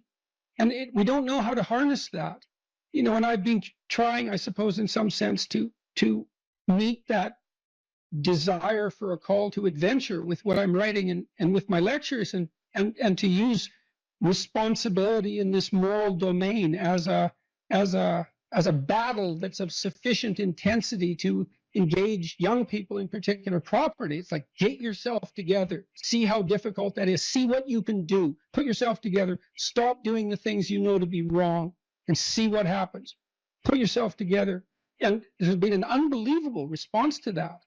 And I think it's harmless in some sense, or as harmless as such things can be, because it is focused. It's like, change you. Leave the other people alone. Or if you want to change them, maybe you can do it through example. You know, but they're not the problem. You have enough problems with yourself. It's like, well, what are you complaining about? You've got enough to eat. It's like, fair enough, you know, who wants to starve, right? And so it's even hard to fight against. Well, I should be grateful for that. And yes, you should, but it's not enough. And you think about where we came from, our ancestors, what they struggled against, and from the time we were, you know, from our animal forebears all the way up to where we are now. Whatever we're made for, it's not Twinkies and TV. You know, it's not willful blindness and the comfort that brings. It's not enough. And so we need this adventure. And that's something we're going to all have to contend with, because if we don't get the adventure right, then we'll get it wrong, and it'll lead us in terrible places. One of the things I've said that people have repeated many times, and that it's in memes, and you can buy it on, you know, merchandise items and that sort of thing. A good man is a very dangerous man who has himself under control. And no one ever says that. So you say to young men, look, like, your job is to be as dangerous as you possibly can be in every possible direction, and to control that, right? Not to be harmless and slothful and contemptible even in your own eyes. And that way you get the power of the shadow. You don't have to dispense with the anger and the aggression. You can integrate it. And that's way better. I mean, I had a remarkable conversation with Jocko Willink. I felt that it was remarkable. It was very engrossing. And Willink, he's unlike me in many ways. I mean, he's a physical specimen of sort of unparalleled proportions to begin with. He's about 2 feet thick, you know, and he's this military guy, highly disciplined, and also extraordinarily morally integrated. And he's an admirable person, because the danger is right there under the surface. But he has it rather than it having him. And we're uncomfortable with the idea that that's the proper route for socialization. We try to teach our children that only, you know, cooperative games are acceptable. And they know in their hearts that that's a complete bloody lie. It's not technically sustainable. It's not even conceptually correct. I'm not saying I've solved it. I talk to Bjorn about this a lot. It's like, I love your message. Wouldn't it be wonderful to eradicate absolute poverty? And he does this great job technically of rank ordering global concerns, doing a cost-benefit analysis that's methodologically rigorous, and saying, look, we can devote money here. We'll get a 20-to-1 return, mostly in child nutrition, as it turns out. Couldn't we do an immense amount of good with targeted spending? And the answer is clearly yes. We could eradicate child poverty in the next 15 years. We probably will. We could do great things, but we don't know how to sell it. And that's a huge problem. I've never had more of a response from a crowd than when I draw a relationship between responsibility and meaning. Without fail, that brings the crowd to silence. And it's because that connection hasn't been made explicit sufficiently, I would say, is that we find meaning in responsibility. And there is a messianic call that's embedded in this. And you can translate that into get yourself together, see what you could become. And, you know, much of Beyond Order is exactly that. Push your limits, move beyond yourself, discipline yourself, but move beyond that discipline. Don't let that order constrain who you could be, because it's not a high enough order yet. And I would say it looks like that is attractive to young people, and perhaps specifically to young men, but not only to young men, and not only to the young. So, well, that's a problem that we have to address is, you know, we are doing a lot of things right, but it's not romantic enough. The clinical experience and my lecturing experience has been unbelievably positive in the main. And the clinical experience was positive because I was always on the side of the part of the person that was oriented towards their own health and improvement. That was part of our contractual pact. I'd often make that explicit. It's like, I'm not here for unconditional positive regard. I'm on the side of the part of you that wants everything to be better, and we're going to discover where that is, and we're going to work to facilitate it. And people loved that, and it was so gratifying to engage in that work. It was constantly positive. I worked with a huge variety of people, from people who had nothing, no gifts, and were just off the edges of the world, to people who were unbelievably talented and gifted, the whole gamut. And that was absolutely wonderful to see that range of people. And the lecturing has been the same way. Like the lecture tour I did was immensely positive, too much positive even. You wouldn't think that would be possible, but it is possible. And I'm very positively oriented towards human beings in the main, despite I think we're great, flawed and terribly, but no wonder. No wonder. I mean, the burden we bear is absolutely, it's absurd. The existentialists made much of that. We have an absurd existence. We're aware of our own mortality.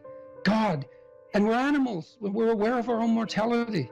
What a burden. And yet here we are. And much of the time we're not corrupt and horrible. It's a miracle. So, you know, it's a word of encouragement. And that's what people are responding so positively to in a time where everyone is told this story that, you know, human activity is all a struggle for power, and that we're fundamentally a destructive force, and that we should rein ourselves in. And I'm not selling that message. It's a word of encouragement. You could be more than you are, and wouldn't that be great for everyone, including you? So I was talking to a client the other day. It was so interesting. This person said something. He had been talking to his mother, and he just made a casual comment. He said he was talking to his mother, who was in a state of grief for good reasons that were independent of this particular person, who said, and I hate her. And I thought, oh, that's interesting. Like, where did that come from? And so I made a comment on that. That's a Freudian slip, right?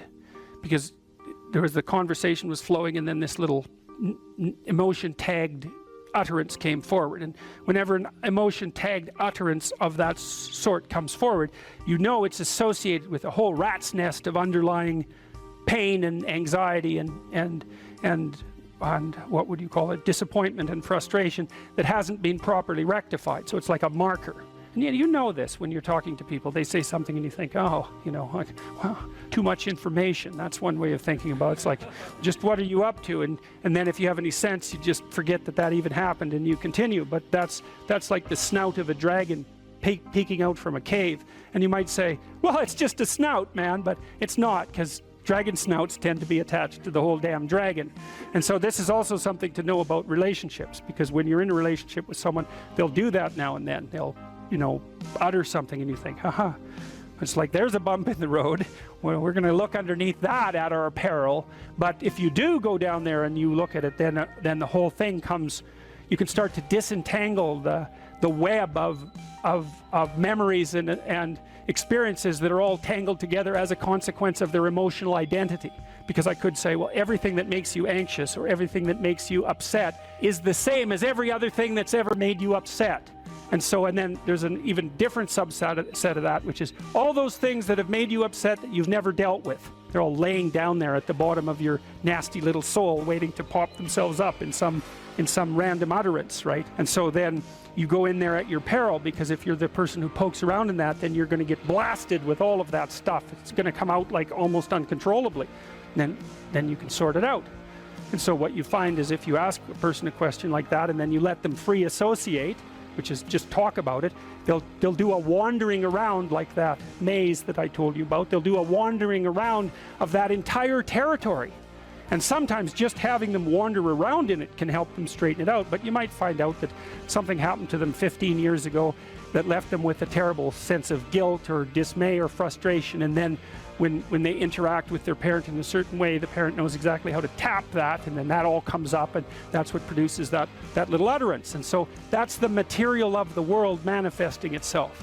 That's what matters manifesting itself. And it almost always manifests itself as an object, something that objects. We're having a conversation. It's going quite well, no problem. There's a bump in it. There's an emotional disjunct, right? Now we're no longer in the same place at the same time. We're no longer playing the same game. So then I might say, okay, well, let's open that up and see what's behind it. Well, and the question is, what's behind the game you're playing? And the answer to that is all the world that you're ignoring, always. So when imagine that, think about it this way. You're trying to do well in a class and you get a bad grade. Okay, so you're in this little frame, you want to get a good grade, that isn't happening, you got a bad grade. Okay, what is it that's manifesting itself as the bad grade? Well, you could say, well, it's a C- on a piece of paper. It's like, well, that's, really? No. That's the objective manifestation. You got a piece of paper with a C-. The value-free proposition is that you've been delivered a piece of paper with a curve on it and a little, negative sign. Well, you think, well, that's what that is. Well, it's as dopey as thinking, well, here you got your failing grade, you go into the lab and you weigh it on a scale, and then you burn it and see what it was made of. It's like, well, why did I get so upset about that? It's just paper. It's like, no, that's not just paper. It's an entity that exists in a web of connections. The fact that it's signified by paper is almost completely irrelevant. What is it? The answer is, you don't know. And that's why when you pick it up, you get this paralyzed sinking feeling, because your limbic system is a lot smarter than your perceptual systems. And your perceptual systems say, well, that's a piece of paper, and your limbic system says, nah, for sure, dragon. Right. And so then you're sweating, and then maybe you put it away and you go play video games, because, better the hypothetical dragon than the real dragon. And so instead you pull out the piece of paper maybe and you think, okay, why did I get this C-? Well, that's a hell of a question, isn't it? It's like, maybe you're stupid. Well, that could be, or at least stupid compared to who you think you are. Like that's the real horror that's lurking there, right? It's like, oh, I thought I was kind of smart. That's a proposition of the highest order. I thought I was kind of smart. It's like, yeah, well, what about this C-? It's like, well, that goddamn professor, right? That's the first thing. I've been attacked by a predator. That's the first response, right? So it's a nonsensical message. It's just delivered by someone evil and predatory. Well, that's, possible, but I wouldn't go there. I wouldn't go there first necessarily. So, but then say you don't go there. Okay, well, so what is this exactly? Do you not know what you thought you knew? Are you not who you think you are? Do you not work hard enough? Are your values not organized properly? Do you misuse your time? Are you in the wrong field?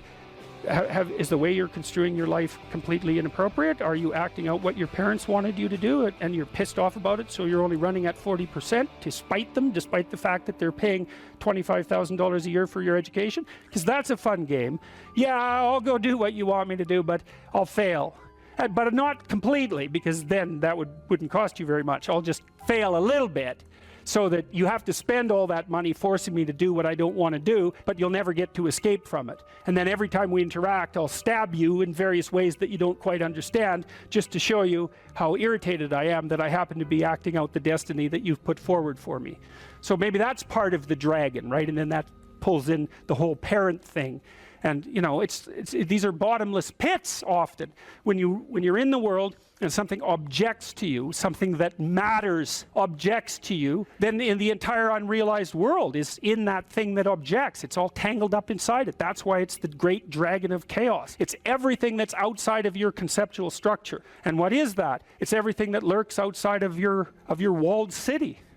And it's manifested itself like the snake in the garden. And the easiest thing to do is say, I'm not having anything to do with that. But the problem with that is, well, you get your C- and you don't do anything about it. Maybe you're a little bitter and more resentful, and your study habits get a little worse. So the next time you get like a D+, and then you collect a bunch of Fs, and then you stop going to school, and then you stop showering, right? Then you end up jumping off the bridge. And so that's how the dragon eats you when you don't pay attention to it. And so it's no bloody wonder that people avoid, you know. It's really no wonder that they avoid, because error messages contain within them the implicit world. Now, the upside of that is, well, they contain within them the implicit world. And the world isn't all negative. And so maybe you get your C-, and that's actually the best gift you ever got, because somebody finally took you and went, whack, you know, clue in. And so you take that apart and you think, oh, I don't know how to write. I don't know how to think. I've never read anything in my life. My study habits are abysmal, you know, like maybe I'm working at 2% efficiency, which is probably, I would suspect that, you know, some of you aren't doing that, but I bet there's 30 to 50% of the people in the room are working at 2% efficiency. It's like, to find that out is so optimistic. I mean, if you're barely hanging in there, but you're only working at 2%, you might imagine what you could have as a life if you're working at like 50%. So the C- can be the best gift you ever had, and that's the gold that the dragon hoards, right? That's exactly what that means. In the future authoring program, which is the one we've done the most research on, so if people do this for 90 minutes badly before they go to college, it'll decrease the probability they'll drop out in the first year by 50%. That's amazing. And it works particularly well for people who are most likely to drop out. So a lot of psychological interventions help the good performers do even better and don't help the bad performers that much. And why do you think it helps them more? Well, I think the good performers already have a bit of a vision and a plan, whereas the bad performers, they're really ambivalent about what they're doing because they don't have a plan. And we'll talk more about why this is so important.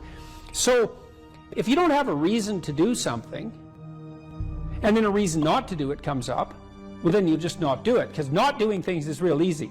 You can just sit there and not do things all day.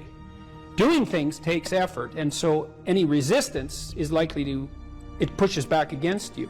And so going to college, it's like, well, why is that difficult? Well, you have to get up, you have to go to your classes, you have to do the assignments, you have to do the reading, you have to write the tests, you have to believe that this path is somehow better than any other path you could be on, and there's innumerable other paths, and that it's better in some fundamental sense than just doing nothing or playing games or being purely hedonic. So there's a lot of, because it's difficult, there's a lot of obstacles. And if you don't have a reason, well, why would you overcome the obstacles? And so what happens when you do the future authoring program is two things. Is first of all, you construe yourself as the sort of person who could have a reason, right? Who could make a vision and impose it on the world. And how do you do that?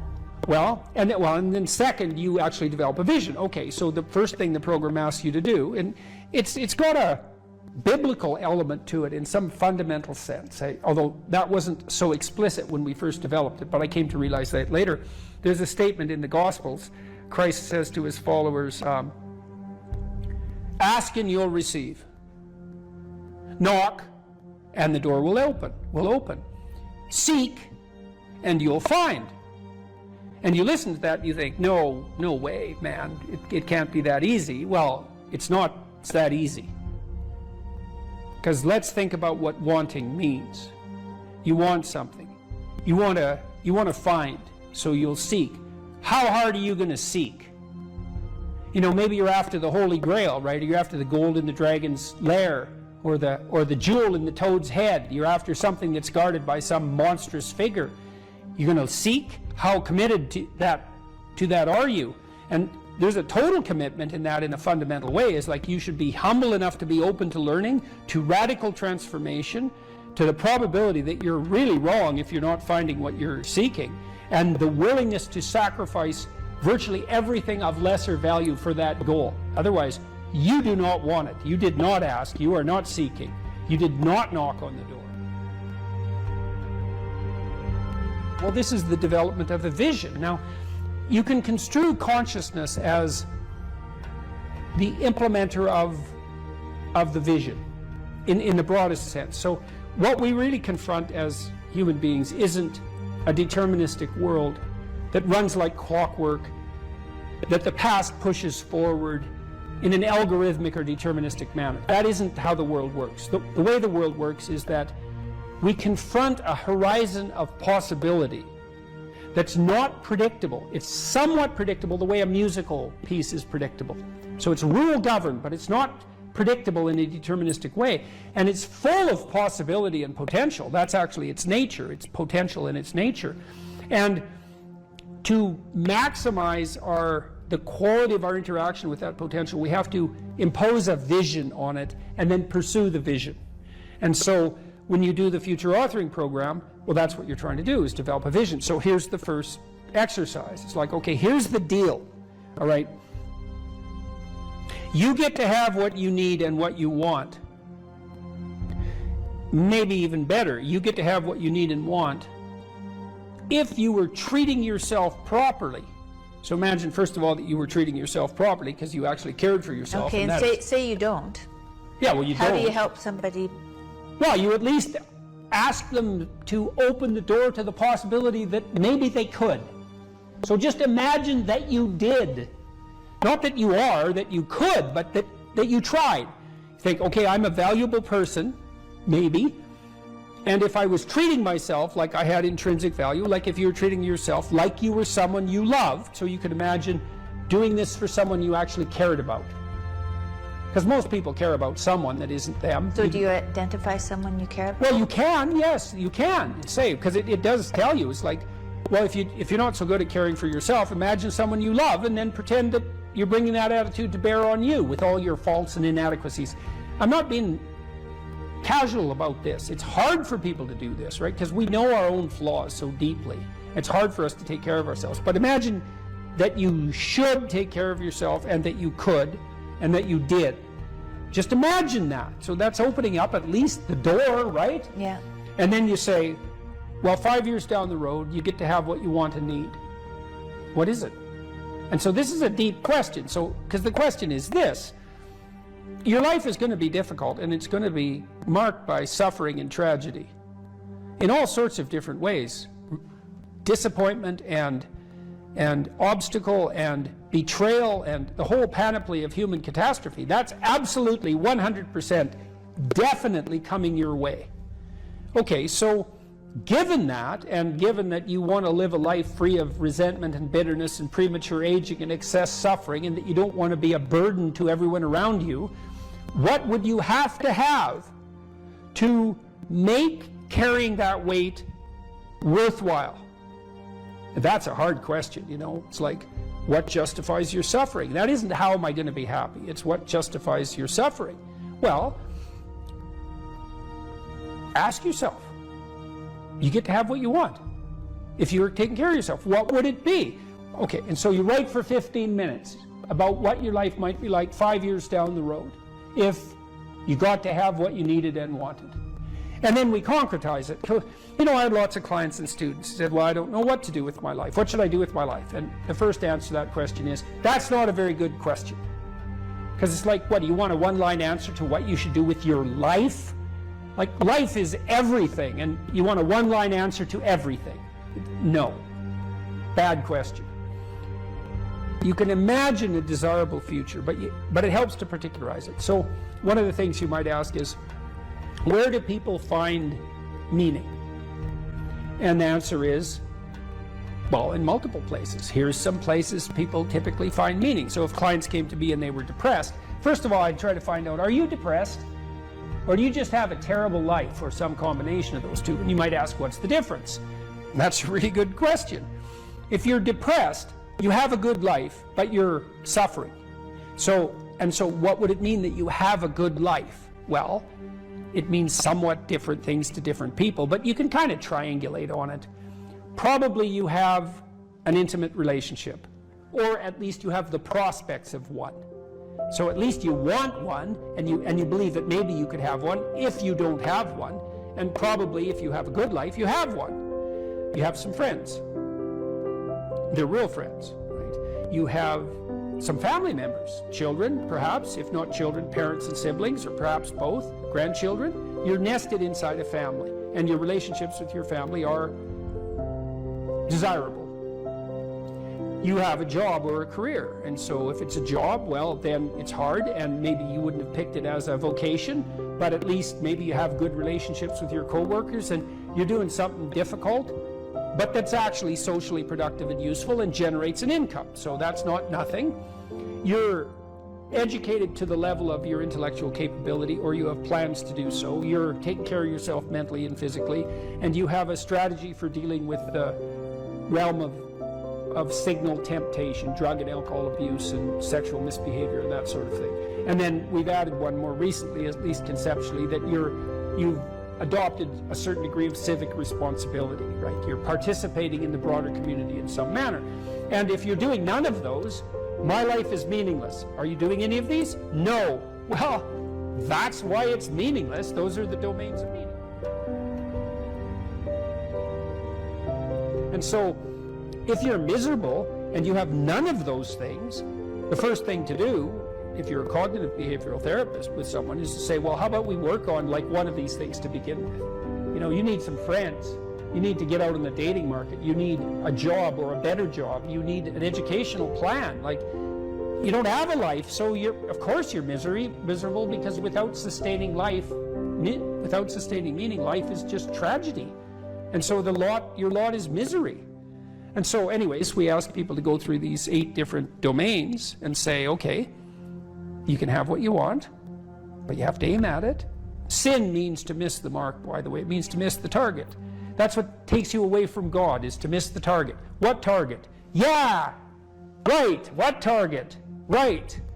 You got to at least know there's a target, then you got to try to hit it. You know, and maybe you don't even know where the target is, but your aim isn't good, but at least you've set up a target now, and you can practice. And so, well, if you had an intimate relationship, what would it look like? If you had some friends, how would you like those friendships to be conducted? If you had a job or a career, what could it be if you had what you wanted?